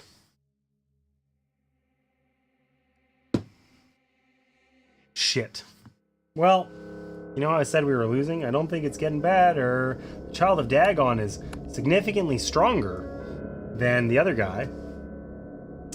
So we're going to try and do our only reasonable play. We're going to hit him with a spell. We're going to try and shrivel the Child of Dagon. And we do have our dagger, which means we roll an additional die. As you chant the words of the incantation, you trace mystic sigils on the ground at your feet, attempting to meld the power of both thaumaturgy and evocation simultaneously. We do lore, but we already had 5 dice, so I think our ritual dagger doesn't give us anything more. I don't think we roll 6, because there's only 5. Oh my god. We saved all of our failures for now. For the end of the game, where there's like some slim chance that maybe we can win, but instead we just whiff it. If you fail, you're unable to balance your focus between both techniques. So we just failed, then we flip our spell. It's going to be something bad. Trombone, welcome in. Your enemy's flesh ripples. That was so calm and peaceful. It wasn't the jump scare. Your enemy's flesh ripples and peels open. The monster suffers 1 additional damage, then suffer 1 face down horror. And discard this card and gain another shriveling spell. Okay, so the monster suffers a damage. We suffer a horror, which puts us at 1, 2, 3, 4, 5, 6, 7, 8 out of 9. Yikes. And we're just going to try and use the next shrivel. We're going to re-shrivel this guy. There it is. We're going to attack him. Thanks for that lurk, Trombone. Appreciate you. We're going to attack him with another spell. You struggle to contort your hands into an appropriate arcane gesture. Oh my god, it's an agility check. We've been failing the ones that we have lots of dice on. This is probably going to go badly. But we do get to roll 1 additional die always when casting a spell. So that includes this one. So we get 4. We need 2. We got 1.5, and we don't have any clues. So we failed a second time. Awesome. If you fail, your fingers fail to cooperate, and you find yourself unable to call upon the power you seek. Well, we really flubbed this. We got nothing done. We didn't kill the deep one. We're not going to kill the Child of Dagon. Probably just going to get put down here. Kind of want it to happen. This is feeling really miserable. You feel for a moment as if the strange boils and lesions have taken hold within your brain. Suffer 1 face down horror. Then discard this card and gain another one. Okay, so we got to shuffle up the shriveling spells. We gain a face down horror, but that means that, in fact, we discard all of our face down horror and we have gone insane.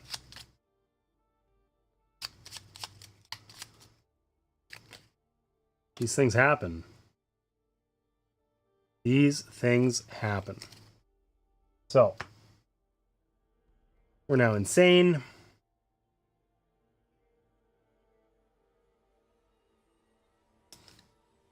Restless anxiety.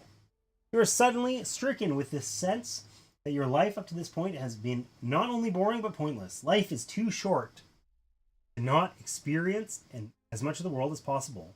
Variety is the spice of life, after all. You cannot perform any single action more than once each round.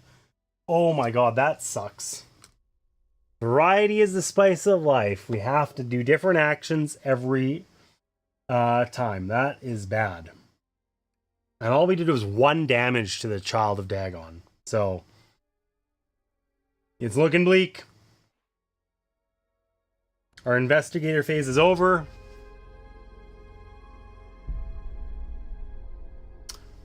The fire is going to continue to spread. I guess it could just spread this way and maybe it'll... No, it'll just hurt us. Never mind. Okay. In the distance, you hear screams and howls of rage. The sound is gone as soon as it begins. This affects the investigator with the lowest will in the space with the most investigators. So that's whoever we want it to be. Agatha's gonna die, so we're gonna have that be Rita. It's gonna affect Rita. Your vision tints red and a powerful anger courses through you. Suffer 2 horror. Will -1 negates. We get 3 dice. We suffer only 1.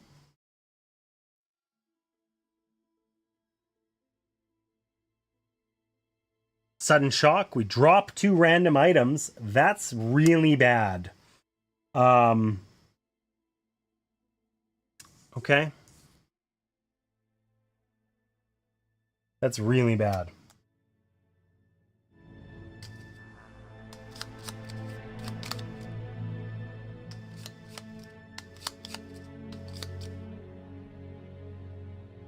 We're going to drop the brass key and the oil lamp. Okay, that's about as good as it could have been. We have our 2x4 and our 45 still. I think we can drop unique items. I think we only... I don't think it's just common items that we drop. I think I did that correctly. Anyways, Innsmouth mob is going to move. 1, 2.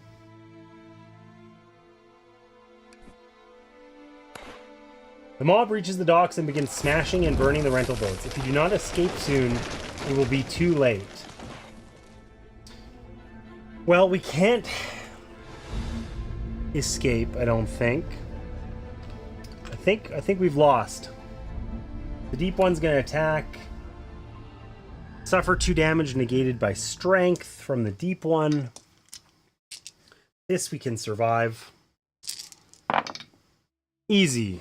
No damage. Child of Dagon is going to attack us. This one we probably can't survive. Okay. We got to do a strength test of 2. Okay, Agatha. It's time. It's time. Oh! That's 1. That's only 1. All right. If you fail, you think you feel something crack inside you as you go sprawling. Suffer 2 damage. All right. Damage 1, a concussion. We discard a clue. We don't have one. Joke's on them. And a minor injury. All right. We're almost dead. Bad. We gotta do horror checks. Also bad. So I guess we do it against the mob for Agatha, because it has a higher awareness. Crowd calls out your name, and then a litany of what unspeakable profanity they intend to visit upon your person. Okay, will check. We got a will of 4.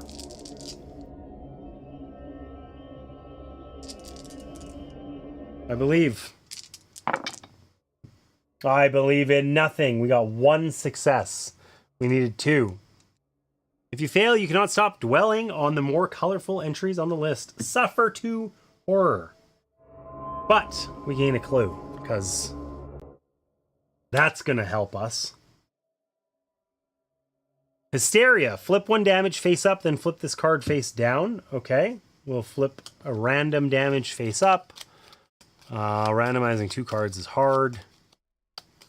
Oh, minor injury, nothing happens. Okay. Next horror. Minor shock, no additional effect. So we're at 1, 2, 3, 4, 5. We get 4 more horror, we die. We get 2 more injuries, we die. We also still have the deep one. The horror from the deep one over here. You hear a horrible scrunching sound and realize the deep one is gnawing on a worm-ridden human arm. Suffer 1 horror. Oh, we just take a horror. That sucks. Minor shock, so nothing bad happens. So we can take 2 more horror over here before we die. Okay. So I think we're just screwed. So we're going to go down swinging.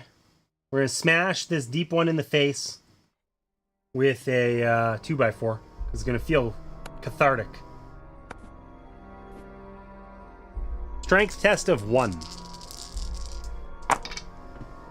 We did it. If you pass, strike the figure in the gut with an audible thud. The monster suffers damage equal to the weapon's damage plus your test result. So that's 4. It is dead. We killed the deep one. And that means, I guess, we can, like... I don't feel like we have a way to win here. The guy will only rescue us if we find Craven. We can't get over here to this spot on the board because we'd have to evade the mob, which is really hard. We might as well try and finish this puzzle, but like it literally seems like complete, and I don't know what to switch.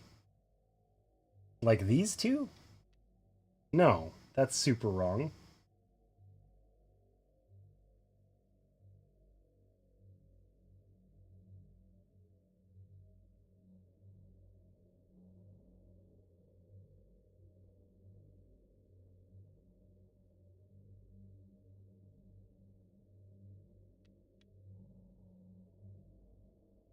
Yeah, it's weird. Like, this looks all lined up to me. So I don't know what else to change. I'm just cheating now because I want to understand.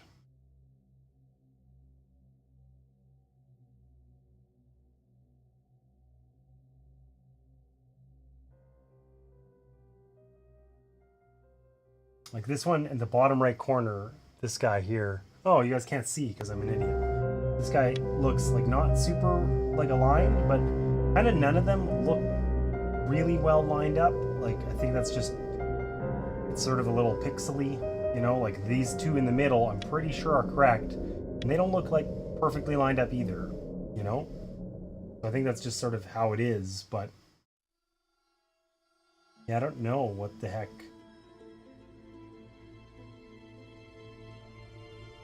this is supposed to look like. Like these two, this one and this one, I think are correct. It's got that red arrow. This one says find him. Like these 4 are correct. None of the other red strings could line up here, so that one's presumably correct.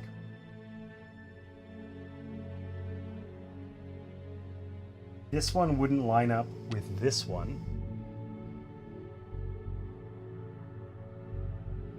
And I tried swapping these, I think. Yeah, it's like...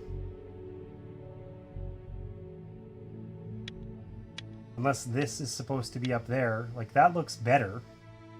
But then... Oh, is it supposed to be, like... No. Yeah, okay. This looks sorta better-ish. It was upside down. The whole thing was upside down. I cheated to complete that puzzle, to be clear.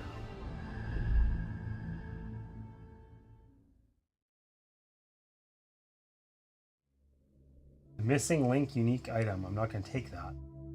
Anyways, my turn's over. That was weird. I feel yucky about that. Anyways, back to Agatha, who can't do duplicate actions. So she can attack this guy. And then she can move and try to evade him, I guess. Or she could try and evade him and just search the boat in a Hail Mary play. Because maybe we could have just done that and left all along. Let's try that. We'll just move. You're going to take a damage. She has 1 health left. She has to succeed at the evade check in order to do it. So, the monster she's trying to evade is the Child of Dagon. The Child of Dagon shuffles crab-like to block your escape. We have to do an agility check of 2. We have 3 agility. We do have a clue. We do have a clue. Is there a moment?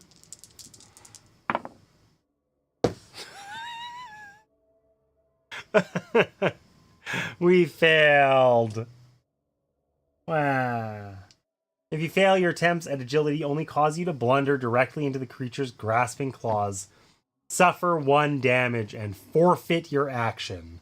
So our Hail Mary play is in fact that we just stay still and don't actually move. So we don't suffer the damage from the fire, I guess, because we never actually got out of our spot. We just failed. And then we're going to cast Shriveling. And I think we lose the game here. But that's okay. We were close, sort of. We're going to attack with a spell. A shock runs down your arms as you form the words for the incantation. Okay, we get all 5 dice for this. 2 successes. Surely. There we go. That's 3 successes even. Beautiful. If you pass, you channel the sensation and guide it toward your enemy. The monster suffers damage equal to the spell's damage. Oh, we didn't get to do extra? Okay, so he's going to take 3 damage. But then we're out of moves. And we got to flip this spell. And it says, your enemy's flesh ripples and peels open. The monster suffers 1 additional damage, then suffer 1 face down horror. Okay, so he's at 8 out of 12. And we're not quite dead, but we're very, very, very, very, we're really trying to be dead. We're really trying hard. Okay. That's it. Mythos phase. I think it's over. Fire continues to spread. It spreads very slowly, frankly. A fierce wind blows, hurling debris. Debris, as Max would say. The Mythos event affects the investigator in an outdoor space with the highest strength. Well, that's Agatha, because she's the only one outdoors. She's gonna die. Sorry, Agatha, I let you down. Oh, it's the wind beats down on you, hurling leaves, small objects, and even stones. Strength check of 3. Guess what? We only have 2. Jesus. Fuck. That was very well timed, John. I hate you. You know, it's supposed to be a, 10% chance that it does the immediate one, and we're 2 for 2 this stream.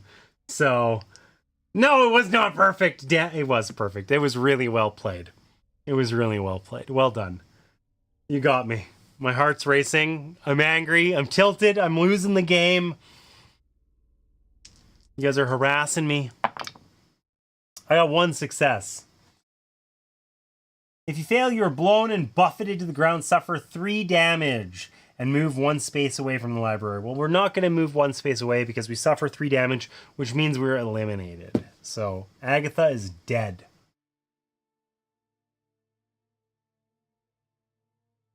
The mob's moving to Dock 2. No investigators there. The mob begins tearing apart the dock. In the moments, it'll be too late to escape. Each investigator suffers 1 horror, then flips 2 face up. Child of Dagon's going to move 2 towards us. He's going to take 2 damage. That's cool. I guess I should do this. We suffer our horror. Minor shock, no big deal. We flip 2 face up. 2 minor shocks, no big deal. I guess, oh, they go with face down again, yeah. Okay. There's no investigators in that space. We don't have to do a horror check. So we're on to what is definitely our last investigator phase. But I think Rita is too far away from anything to do anything.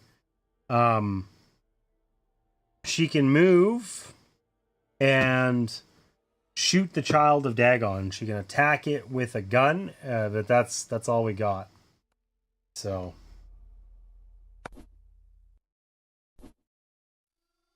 you aim at your foe's center of mass. Agility +1.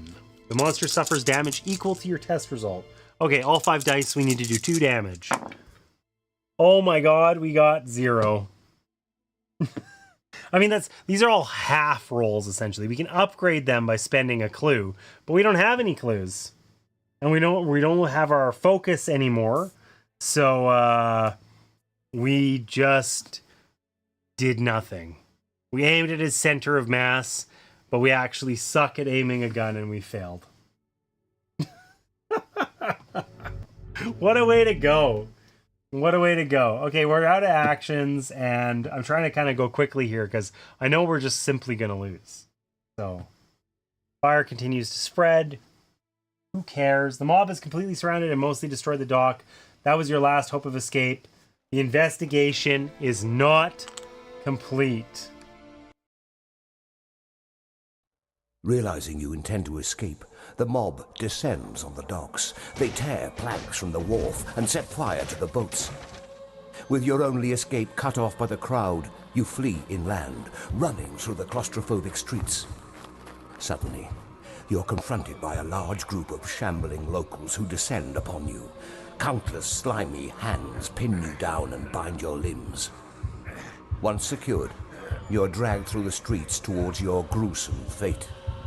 All the while, the locals stare after you with large, unblinking eyes. Damn. Countless slimy hands pin you down and bind your limbs. Once secured, you're dragged through the streets toward your gruesome fate. What a way to go. We lost. That didn't even feel close. That didn't even feel close. This one felt like one that was hard to do with two investigators. I mean, it's balanced. Like, the game knows how many investigators you have. Obviously, you get more enemies and things like that when you have more investigators. But it was, like, extremely challenging. Having Rita be able to run is the only reason we were even remotely close. But I still don't know where Craven was and how to get to get out of here, you know? And I don't feel like we had a ton of bandwidth in order to figure that out. So, a shame. We got our butts kicked. But the good news is we got a great jump scare in. I got absolutely trounced by that thing. So that was cool. Ish. It wasn't that fun, but probably fun for everyone else. And I did get to eat a bunch of dots, and I have just one last package. So maybe I will enjoy this last package of dots because, well, I don't know if I don't feel like I can take credit for that. Oh, it was you? You just used John's account because you're out of points? Is that it? I feel like I'm not going to do another one of these. Let's see. Take a look here. That was long. You know, like, it might be 150 minutes, but I played that for 4 hours because monologuing and such.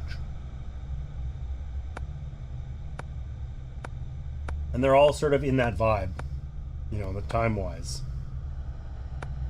And a bunch of these are expansion ones that I don't always have the expansion of. So essentially, you know, I don't want to try this scenario again. That's for damn sure.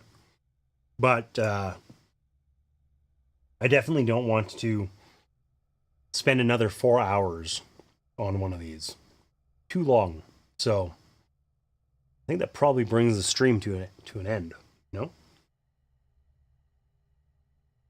And good news, you guys got to watch me fail. I got to eat dots. And I got to enjoy one of my favorite horror games. Mansions of Madness is super good. I think this game can be a little frustrating at times. It's like any game where you're rolling dice. It can be sort of peaky, up, down. The challenge here is that wasted actions feel horrible. Like, you have so few extra actions in a given scenario. But overall, it was really fun. I think the last couple of turns there, I felt like I was just going through the motions in order to fail. The dice rolls being absolutely atrocious didn't help. But, it was like those last couple turns, yeah, were sort of like, they were okay. But prior to that, I mean, awesome. I really do like the app-driven game. I think that's a little bit more immersive. It's nice that it, kind of handles some of those edge cases for you. A little bit of flavor text or stuff is nice. I do wish there was perhaps a little bit more than that. Like, when you attack a monster, there's like, I don't know, with it like 4 different ways that it will describe what happens. And there could be 40, but whatever. It's still fun. So yeah, overall, I feel like this is a game that I really enjoy. I was talking about this when I played it with Sarah on Wednesday. Cthulhu is fun. It's a great setting. This is a good execution of it. The bases are an abomination, and whoever designed them should be ashamed of themselves. But that aside, pretty good. And you could totally just use the tiles. I don't remember who had said, was it Kimmy? Maybe? I don't know. Had said that they just use the tiles on the board, which is fine, but it's less fun. I want to use minis. I just wish that these had a halfway competent base on them instead of whatever the hell they think this thing is doing. I don't know. Cosmic Beat? No, it wasn't Cosmic Beat. He had said he had rebased all of his. Someone else was saying that they used just the tiles instead. Anyways, regardless. Yeah. Mansions of Madness is a great game. I liked it. That was fun. I want to play it more. I feel like, I don't know if it's a great streaming game. I'd be curious what you guys think, because it is a little bit difficult to flip back and forth between the app and whatnot. And a lot of what's getting, when we're resolving stuff in the app, it's very, staged. It's it's almost like a slideshow. Do this, then do that, then do this. I don't know whether to show the app or the board. Flipping back between them during all of those segments is unnecessary and feels like a lot. But anyways, I still think this is one of the most enjoyable horror games I've played. Cthulhu Death May Die was very fundamentally similar to this, but lighter, so that's one that's going to be easier to hit the table for sure, which I also like. And I got to figure out what I'm going to do for next Sunday. I think I might try Ghost Stories, but I'm trying to decide if it's just going to be that game kicking my ass the entire stream. I feel like the answer is yes. I feel like it's yes. Seems like a great game for us to play. I'd play this with you, Jared. We should play this. Lady Opcost would know what to do. She could be my helper. In what context? What do you mean? She'd know what to do in terms of, the screen? This thing? Is that what you mean? I don't know. Ah! Wrong buttons. Apparently I've just lost my ability to press buttons on the Stream Deck. Who knew? Anyways, I should be looking for some place to raid, too. So you were not flipping back and forth between the screens.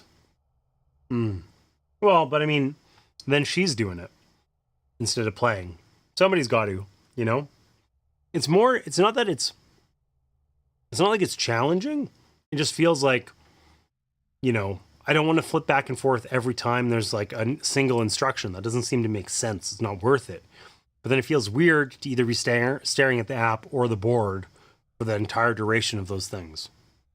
So it just feels like there's not quite a right answer for it, She would be more efficient. Thanks. Love that for me.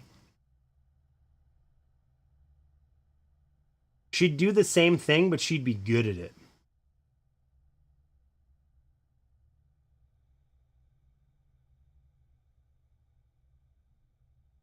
It is looking a little bit bleak in the old board game space.